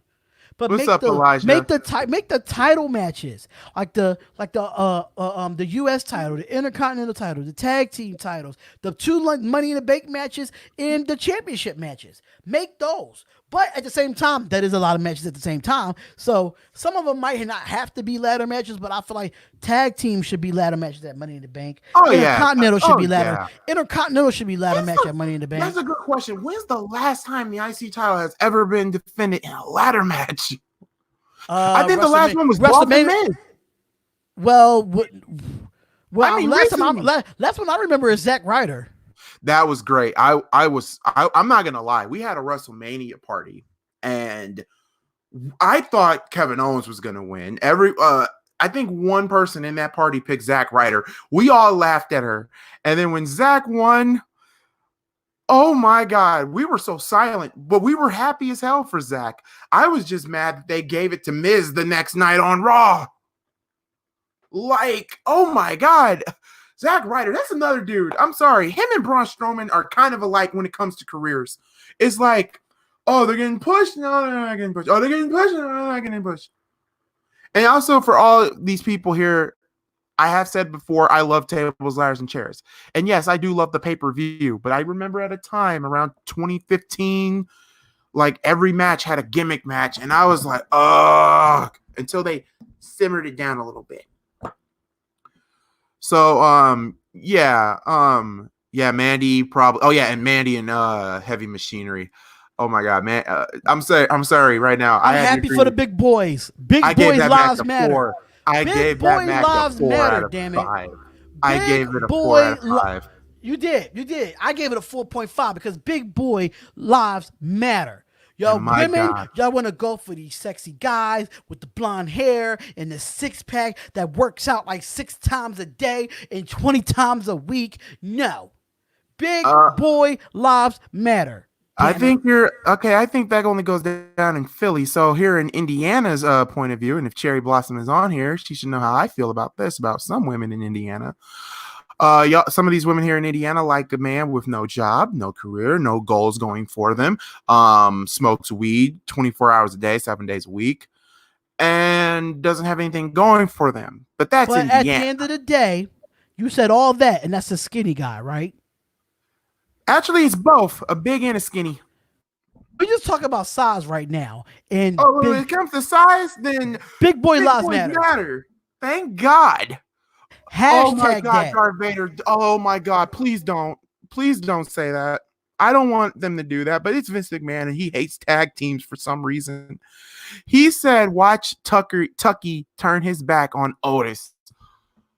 I don't want to see that. I'm sorry. Heavy Machinery, and as much as I love the Usos, I would love for Heavy Machinery to get at least to win 1 tag team title. At least. That's what I thought about Enzo and Cass. And yeah, MalcGoolie was an Enzo and Cass fan until I realized both of them had no talent when they were in singles push. Well, maybe well, maybe Enzo, because Enzo was a great talker. But yeah, I love how Spotlight's like, did this mother just say Enzo and Cass? But for real though, be real. Everybody in the chat, be real. Everyone was an Enzo and Cass fan until they broke them up and Big Cass couldn't stay healthy and Enzo was annoying. We was an Enzo and Cass fan because they was how good they was on the mic. They were, and they should have been tag team champions. They should have been tag team champions. No, Cass should have been a tag team champion because Enzo always got his ass kicked. Oh my God. Oh my God. I can't believe Big Cass. I heard Big Cass got better, and I heard Enzo was still trying to wrestle. So my problem, you know what was sad about day 2 of WrestleMania? We were so off topic for day 2. That's how bad day 2 was, that we're so off topic for day 2. We are, and here's the thing: we got one more left. Okay, we're gonna talk about for both day 1 and day 2 the big world title matches. And I'm going to say that I'm going to let Spotlight go first because we all know how I felt about both of our new champions. Well, I don't really care for, like I told y'all on the live when we was watching WrestleMania. I did not care for Braun Strowman winning the title. I felt like it was handed to him and he didn't earn it like he used to earn it. He was gone for a month. It was no build up. I think he got the title the wrong way, in my personal opinion. Now, like I said about the Roman Reigns situation, knowing that you knew Roman Reigns' situation 2 weeks prior to the match, you still made him sign the contract where you just could have made the contract signing between Braun Strowman and Goldberg. You could have built it up for 2 weeks. But no, you wait till the night before WrestleMania to tell us that he's fighting Braun Strowman. That is bullshit. That is bullshit. Period. There's no way.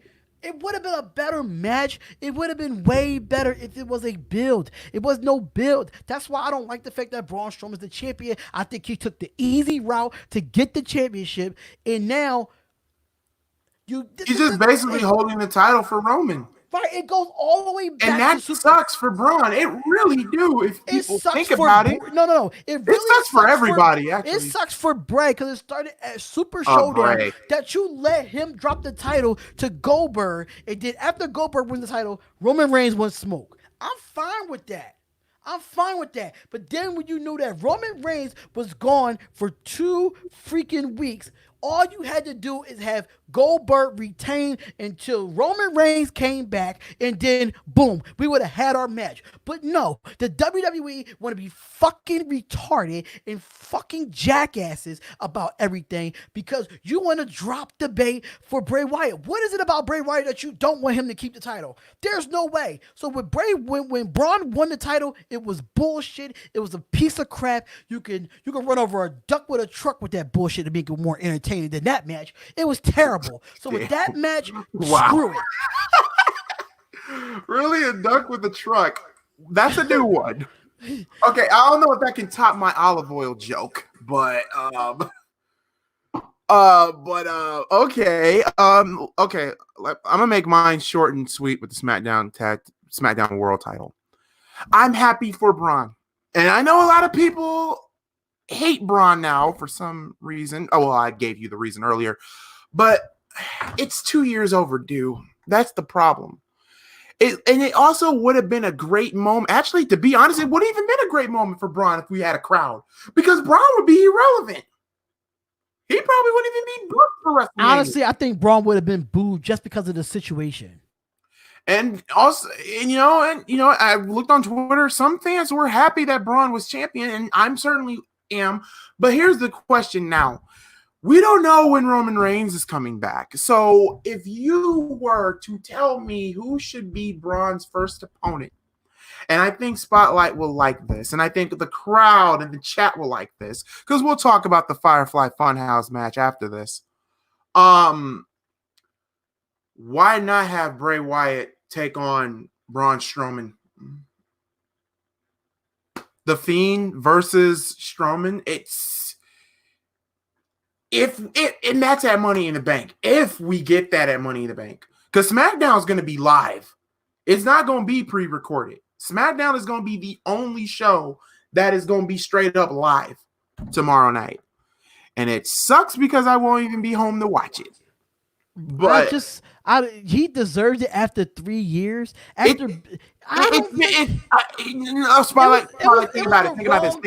about this. No Mercy. No Mercy 2017.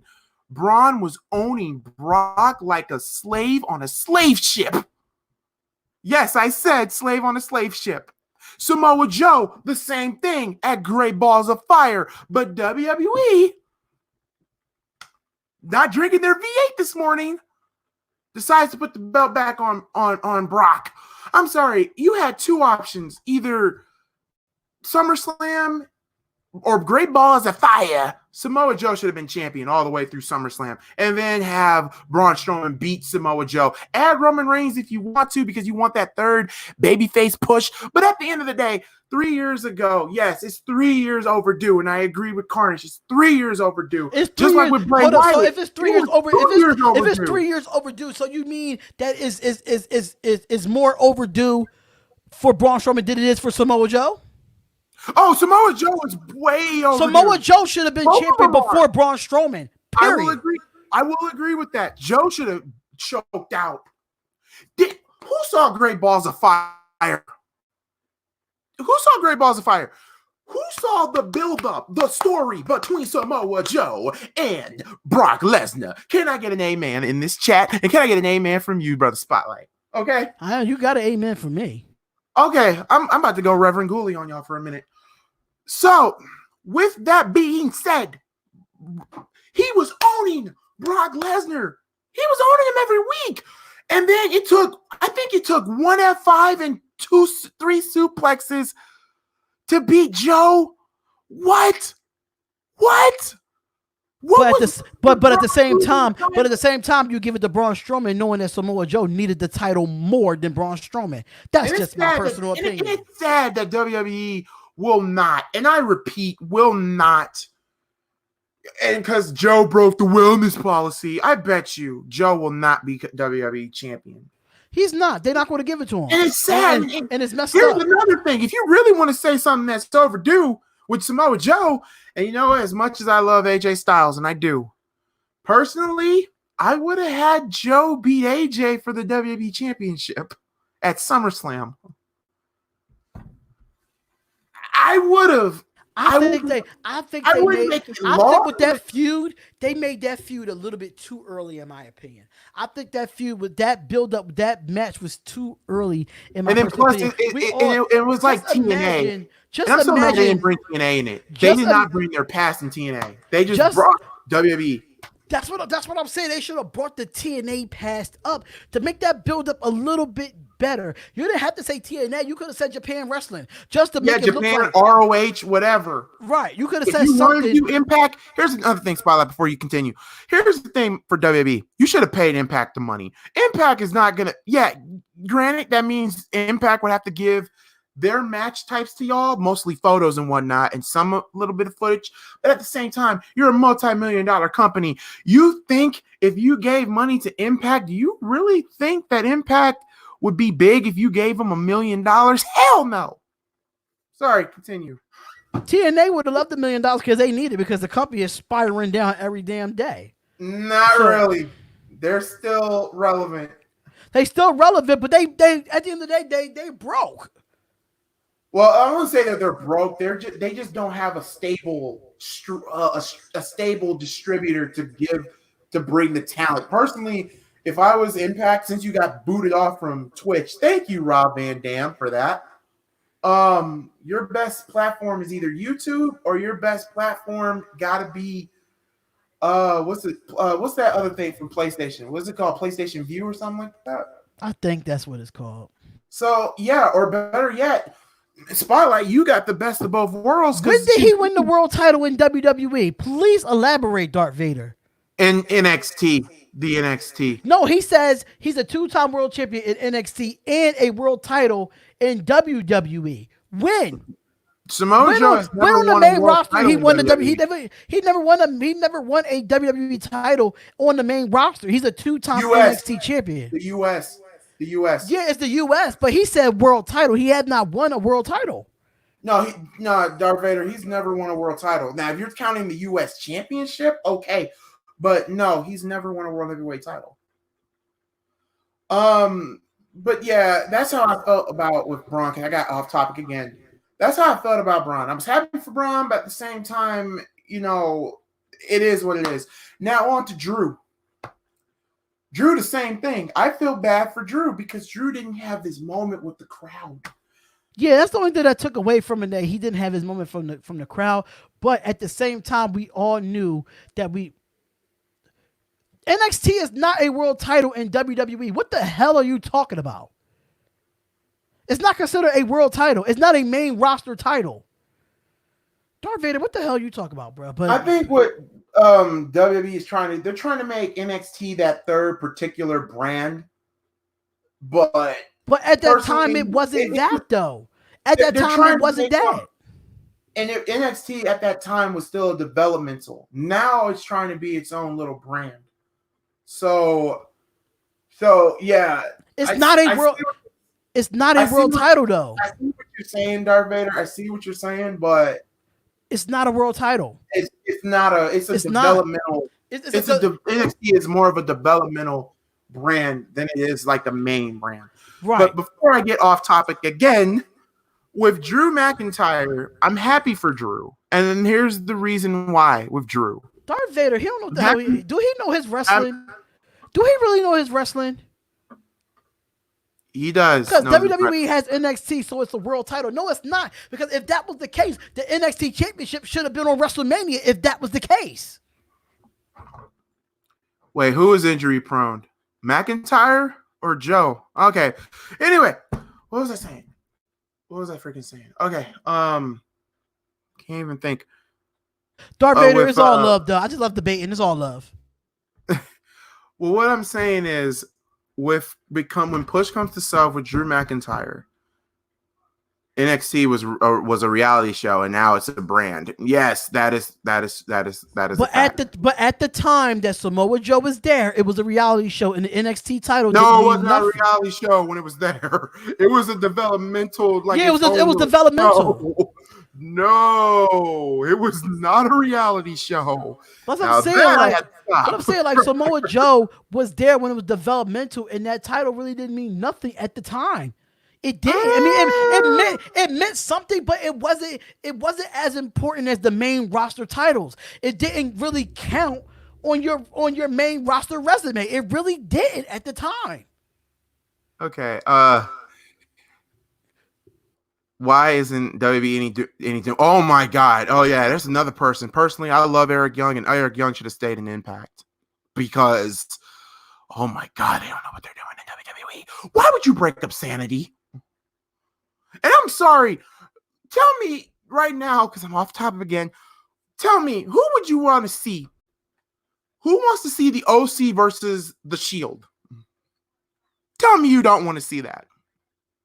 I'll wait. And also tell me this one too. Spotlight, who would you love to see this? Sanity versus the Shield. Just think about this. Yeah, but like, Sanity but versus the Shield was on his way out when Sanity was coming up. Yeah, but at the same time, Sanity and the Shield. Think about it, crazy and crazy. Can you imagine if, personally to me, this would have been cool if for Dean Ambrose's character, Dean Ambrose probably could have stayed in WWE if they would have played ball. How many of you guys would have loved to see if Dean Ambrose joined Sanity? It really would fit him. Him with Eric Young, Killian Dane, and all those other crazy MFers. Freaking Nikki Cross. And oh my God, Nikki Cross, what the hell have they done to you? But okay, anyway, Drew McIntyre, happy for him, but it could have been better with a crowd. And oh yeah, by the way, I want you guys to look at that stream for day 2 because I called it.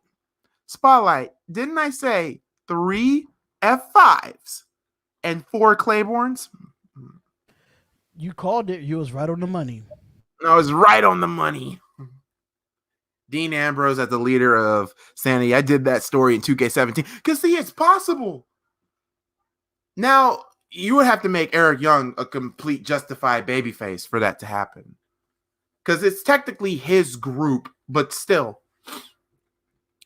But yeah, I would have loved to see that. But yeah, I'm so sorry for Drew. Love the man to death, but you know what? It's sad. And also, WWE, you just need to be ashamed of yourself. Why would you have Drew's first title defense as WWE champion against the freaking Big Show of all freaking people? The way how y'all had it, y'all made us think that Brock challenged him 20 minutes later and Brock won the title. I was like, ugh. But anyway, I'm happy for Drew McIntyre. I hope his title reign I want it to be a year-long title reign. I really do. And personally, instead of Kevin Owens versus Drew McIntyre for SummerSlam, why not do Kevin Owens versus Drew McIntyre at WrestleMania? Babyface versus babyface. When's the last time we ever had a babyface versus babyface for a WWE championship match? But it depends on but it depends on if Kevin Owens wins that Money in the Bank. That's true. And if he doesn't win Money in the Bank, make him win the Royal Rumble. That's possible, but do you really want to wait, or you really want to wait that long, knowing that Kevin Owens got the momentum after beating Seth Rollins? Here's what you have to do: you have to top. You got to have, more people for Kevin Owens to feud, like more heels. I mean, who's the second biggest heel? The number one biggest heel is obviously Brock. Number 2 is Seth. Who's number 3? That's the problem with Raw. They don't have a third heel. They don't have a third heel. SmackDown is number 1 is The Fiend. Hands down, is The Fiend is the number 1 heel on.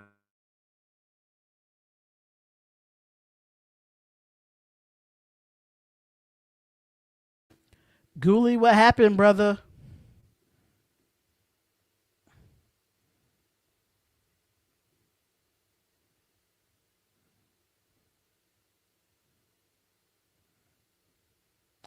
Well, there you have it, man. I don't know what's going on with Goolie. Hopefully he could come back and say some things, Hopefully we could get him back in here. We just waiting for him to come back.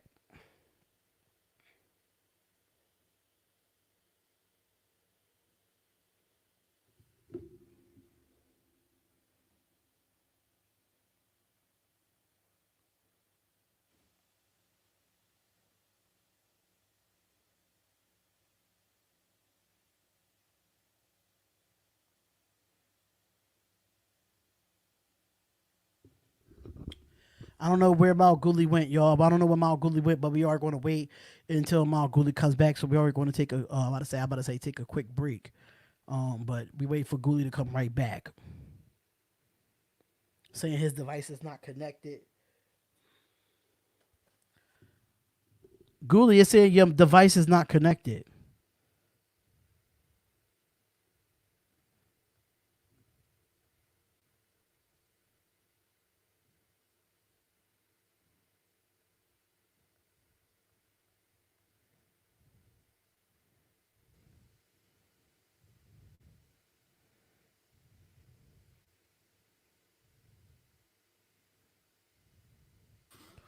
All right, so Goolie is back in the building.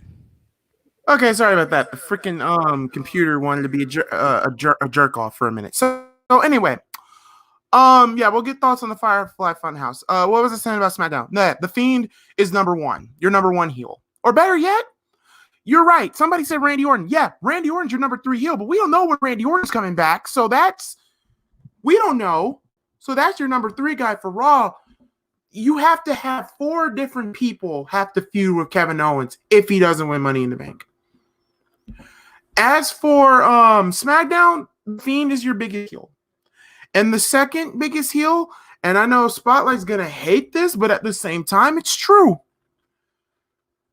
Baron Corbin's your second best heel on the show. King Corbin is your second best heel. I'm sorry, there's not another heel dude on SmackDown roster.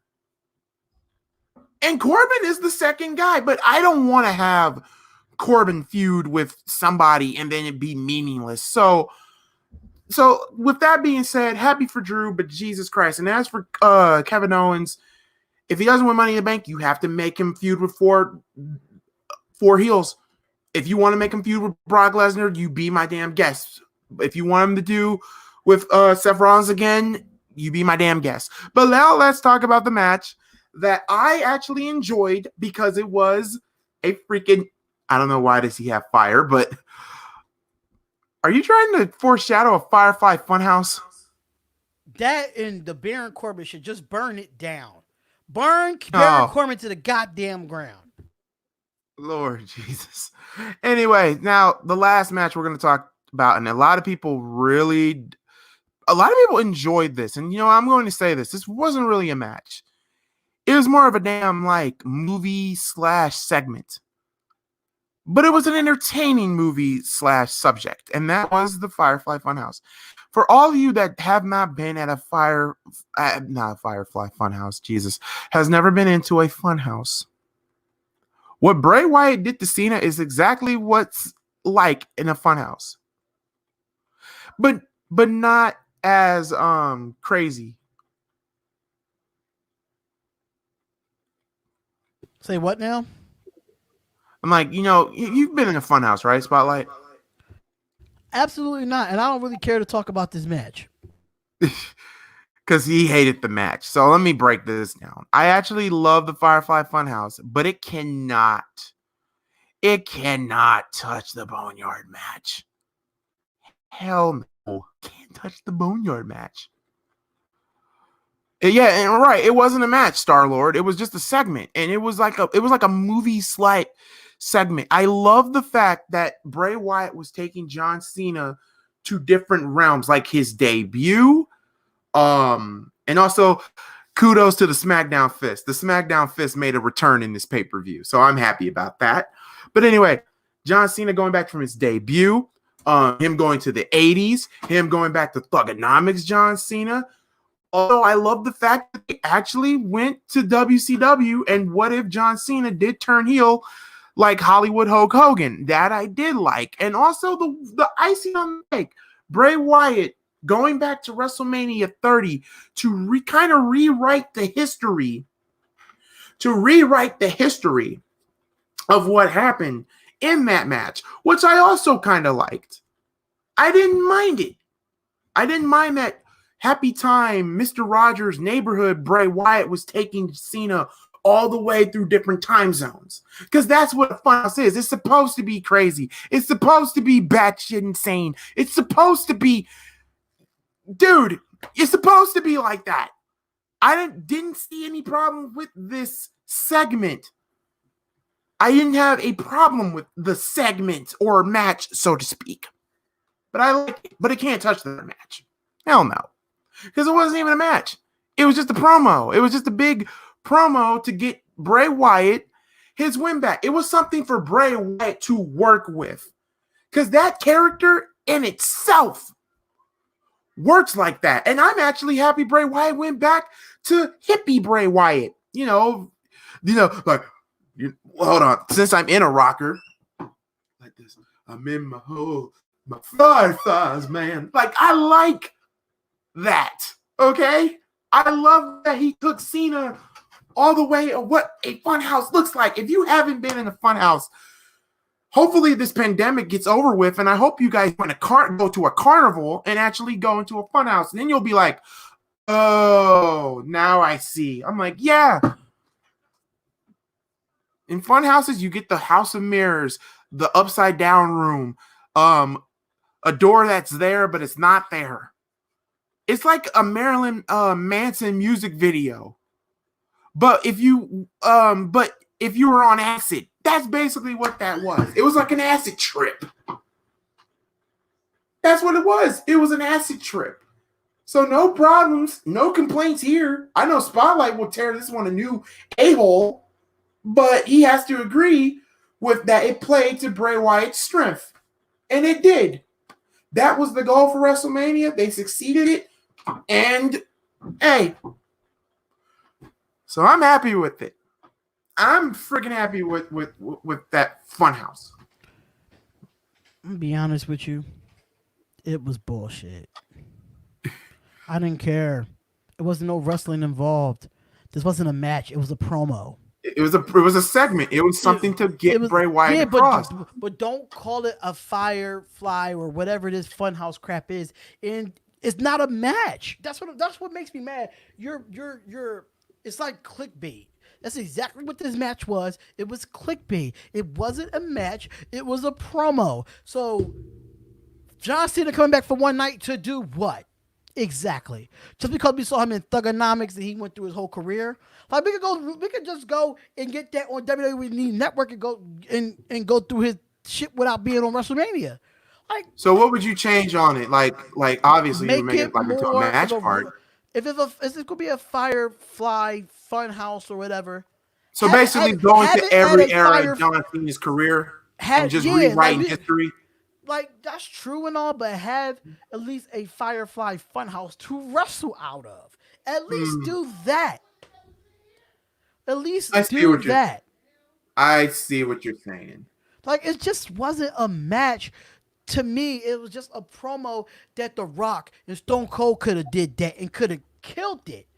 But we all know Stone Cold Steve Austin and The Rock's things. It was just boring. I mean, not them, not their match, but the Fire Funhouse. It was boring. It was so boring that to a point where I could have smoked weed, I could have drunk a Colt 45, I could have had some white liquor, I could have took a shower, I could have went to Joe's Crab Shack and came back, and the match would have been boring. I could have did all that. It's just and the funny thing about it, like I said, Lucas said it himself, and I agreed with him. And that was, it played a match. It played a part of what Bray Wyatt is good at, and that is to mind your mind. Tell me, because Spotlight, you've been through the 80s, right? The 80s, right? You were in this era of batshit insane stuff that was in the 80s. So tell me, and you know what? And I know I'm no different because the 90s has some batshit insane moments too. So basically, let's say this. It was like the Firefly Funhouse reminded me of Willy Wonka and the Chocolate Factory when they went into that, the tunnel of fear, and Willy Wonka was singing the poem, there's no earthly way of knowing that. It was like that plus a Marilyn Manson music video plus a what's another thing from the 80s that was creepy as hell. Oh, you know what? People are gonna probably laugh at this, but Pee-wee Herman's Playhouse. Pee-wee's Playhouse was an acid trip. The intro alone was like an acid trip. And Google that if you ain't got nothing to do. Tell me that intro was not an acid trip. The floor be talking, the chair be talking, the door be talking, the window be talking, and the flowers be talking. That is acid. I am sorry. That is an acid trip. It was like take everything from the 70s and now put it all together. That was the Firefly Funhouse match to me. You had to be on acid if you enjoyed it. And if you, like me, a person who wasn't even on acid, enjoyed it. Because I like that rock and roll type stuff myself. And yes, I do listen to Marilyn Manson. And yes, my favorite song is The Beautiful People. So at me. Match was trash. My mom is laughing at what you're saying right now. She agreeing with me though. Everything from the 70s and all this decades that gave us so much crazy, insane things. Blue's Clues was an acid trip too. Yes, it was. Blue's Clues was an acid trip. Think about it. The Salt and Pepper be talking. The freaking notepad been talking. The freaking mailbox was talking. And that was a kid's show. Look, I'm seriously. Look at Pee-wee's Playhouse. Look at all of these acid trip, mind-blowing effects. And you can't tell me that's not like what a fun house is like. I don't know what a fun house is like. I really don't give two shits. Spotlight, I'm telling you. Okay, when you come to Indy, I will low-key take you to a freaking fun house. I don't want to go to a fun house because the fun house is creepy. Bray Wyatt shows that. Hell no. Yeah, that was creepy. See? Hell no, that shit could kick rocks, bro. I'm not. No. When I come to Indy, I want to do something to be in somebody's fire fun playhouse that look like a McDonald's Ronald McDonald house too. That everything just fucking talking. No, hell no. See? But do you see where I'm saying with the Firefly Funhouse though? It was an acid trip. I don't want to be on an acid trip. Shoot, think about it, bro. You've been on an acid trip when you watch certain stuff like that. So you mean to tell me Willy Wonka and the Chocolate Factory, that wasn't an acid trip going to the tunnel of darkness? I hated it. Oh, no. How can you hate that? Wait, the movie or the scene? The movie. How can you hate the movie? Okay. I've never liked the Chocolate Factory. Like, I'm not a real big fan of chocolate. Okay, that makes sense. But you have to... Okay. Yes, I'll eat chocolate like here and there, but I'm not like going to nobody's fucking chocolate factory. Like, what? Did you hear Ricardo say that everybody you need to go to a fun house? Shoot. They want you to go to a fun house. Fuck the goddamn. So what if sports decide to do a fun house? Would you go there? if it's not as creepy, if I see a bunch of talking walls and shit, yes, I will go. But until then, I will go to it. Listen, long as I'm at a fun house and my microphone doesn't have the same lips as me, I'm good. Oh my god. So I'm gonna give everybody some nightmares tonight. I dare you guys. Yes, I am gonna have. Listen, I'll be up all times of the night, and I'm gonna have nightmares, and I ain't gonna want to go to sleep. I'm gonna sleep with all the lights on. I'm over it. So now I already gave Spotlight some nightmares, so I'm about to give my comment section some nightmares. I got a following few videos for you all to watch. Number 1, I want you to watch Little Baby's Ice Cream. Okay? What? How we go from WrestleMania to Little Baby's Ice Cream? What the hell, MalcGoolie? No, because it still got something to do with wrestling because it's an acid trip, and that's what the Firefly Funhouse was. It's an acid trip. So I'm gonna take my chat onto an acid trip. They are going to low-key hate me by the end of the week. So have unpleasant dreams when you guys watch that. Also, look at I'd rather go to an arcade, to a creepy, stupid acid causing funhouse match. I'd rather go to both. I'd rather go to a funhouse match, a haunted house, or a freaking acid trip. Well, I don't do acid, but an acid trip funhouse with an arcade in there. Oh, here's the one. Comic books are also a freaking acid trip. So yeah, guys, look up Little Baby's Ice Cream, Pee-wee's Playhouse intro, Blue's Clues' intro. I will name so many on Twitter and on here. Tell me. I beg you. You guys will be having nightmares by the end of this. But with that being said, thank you guys so much for joining us after I done freaked out my brother here with just unpleasant dreams. He's gonna hate me. He's gonna hate me tomorrow. He's gonna hate me once we get off the stream. He's probably looking at Little Baby's Ice Cream right now. So, with that being said, I'd rather go to a haunted, abandoned building than a fun house. Yeah, I heard about wrestling. Whoa. It's debatable. But what's up, Ortiz, my guy? But yeah, guys, that's gonna do it for me here. Spotlight. Remember, the ball is on your court for a pay-per-view. Since we're talking about After Trip, I make a bet. Spotlight. I'm gonna make a bet with Spotlight. Spotlight, I'm gonna make a bet with you. Between 97 and 99, give me a pay-per-view that's like an acid trip for me. It can be anyone. It can be any pay-per-view that you think is an acid trip. Probably like an in your house buried alive type of shit. You would have to go to 96. Well, I mean, the closest thing you're gonna get for an Undertaker match, probably the first either Bad Blood or King of the Ring. Oh man. Yeah, I guess. So yeah, since we're talking about acid trips and talking about freaking Firefly Funhouses, so I'm gonna go into an Attitude Era Funhouse, and I will probably come back all scathed like nothing happened. In other words, you know what? Since we're talking about fun houses and whatnot, I want Spotlight. No, Spotlight, I give you one better. I want you to find me the worst pay-per-view from the Attitude Era. That's a lot of pay-per-views I have. That's a lot of pay-per-views I have to go through to find out which one is the worst.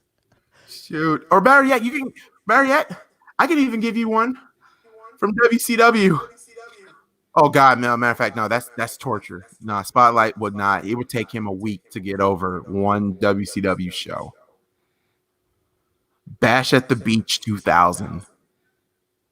Oh, terrible. Oh, that's an acid trip. Yeah, that's an acid trip. Absolutely, that's an acid trip. Oh my God, because I really want to talk about Hulk Hogan, Jeff Jarrett, and the freaking Booker T segment that went on. Malc, I want to see Malc. Now, I'm not going to do that to Spotlight. I'm not going to feed him chocolate, but I would scare the crap out of him. Don't feed me chocolate all the time because like I could like my body immune is like really different. Like I can eat chocolate, but if I eat a lot of chocolate, then I will start to break out and I need a EpiPen. No. I can eat at least one chocolate bar probably once every 3 weeks. Yeah. WCW 2000 pay-per-views, worst years. Yeah. Matter of fact, Spotlight, there's going to be a day. You know everybody's going to ask for it one day. And that's us going back in the 2000s in WCW. They need to leave us the hell alone then. God. I ain't doing it. If I do it, I'll do it with you. But somebody's going to have to hold our hands. I would have to do a watch. That would be the only time I would do a watch party on all the 2000 WCW pay-per-views. I'll have to have a 40 shot. I have to drink like a 4 Loco, some Jack Daniels, some whiskey. So I had to sniff some Coke just to make sure that my mind is actually fully concentrating on this damn event. Oh God, when we do Bash of the Beach, oh my God, I'm gonna cry. I will low key cry. Ugh. We need to do like a Vince Russo month. Matter of fact, I got one that we can review for Attitude Era. What? This will work at Vince Russo's strengths. What about Survivor Series 1998? Was that a good one or a bad one? It played off the Vince Russo's strength. And Vince Russo is only good at tournaments. Remember the Deadly Games tournament to crown a new WWF champion? Right, yeah. Yeah. According to some, I looked at Brian Zane. I think Brian Zane gave the pay-per-view a B because it did what it had to do as a tournament. And I was like, because it fits the Vince Russo's strength. And yeah, Vince Russo may be a horrible booker, and some people actually say he's a good booker. But yeah, Survivor Series 1998 was a good show. It was an okay show, but it fit right with Vince Russo, and he was good at booking tournaments. Like King of the Ring 97, he booked that. And 98. Oh, actually, not King of the Ring 97. King of the Ring 98, I'm sorry. And matter of fact, Hell in a Cell would also be good too. I would love to review King of the Ring 98. Because, spoiler alert, guess who was the one to tell Mick Foley and Undertaker to start off from the damn cell? Start off on the top of that cell. Who? The legend himself, Terry Funk. And that's why he thought he was dead. God. Terry Funk still says that was... Do you see my cat in the background? Do y'all see this shit? Why is the cat on the... What is the cat doing? Just sitting there on the shelf. See, cats are weird. This is why I don't want no cat. I'd rather have a puppy or a goldfish. I'm just gonna move. Just whatever. Yeah, the cat is scaring me now. Now that's the acid trip. Cats are acid trips. My God. Matter of fact, you know what? Spotlight. Because you know what's gonna happen when we do 2000s. Guess what? GangGreenDavid's gonna be joining us. I'm not coming to this alone. I will have Key in the building on there too. They'll be like, run. But yeah, Spotlight, the ball's on your court. What you want to do for next Thursday? I will give you a surprise. You got it. Okay. Or you just inbox? Not you, but the viewers. The viewers. Okay. So guys, I get to find out. But anyway, guys, you guys take care of yourselves. Please remember to do the following thing as a PSA. I actually have a PSA from Samuel Jackson. Oh, before anybody go anywhere, if you already subscribed to my channel, please go look at the last video that I put up as a very special announcement for you fans as well. If for MalcGoolie, for me, GangGreenDavid, for Key in the building, we did something for the fans so we could do a better interaction with y'all outside of YouTube. So please go check out that video. I really would appreciate it. All right, y'all. So with that being said, and also, guys, don't worry. You guys will get your Chicago Bulls video from me. And also, I love the fact that Jim Boland thinks he's keeping his job. That is so hilarious. That's so cute. But anyway, guys, God bless you all. And also, one more thing. Stay the hell at home. Mm-hmm. Thank you for doing your part if you're an essential worker like myself, because going to work in this is steep. And then when we get home, I want you all to feel free to to sleep. All right, I gotta get off this because this damn cat is doing some creepy stuff and I ain't liking it. Peace, guys.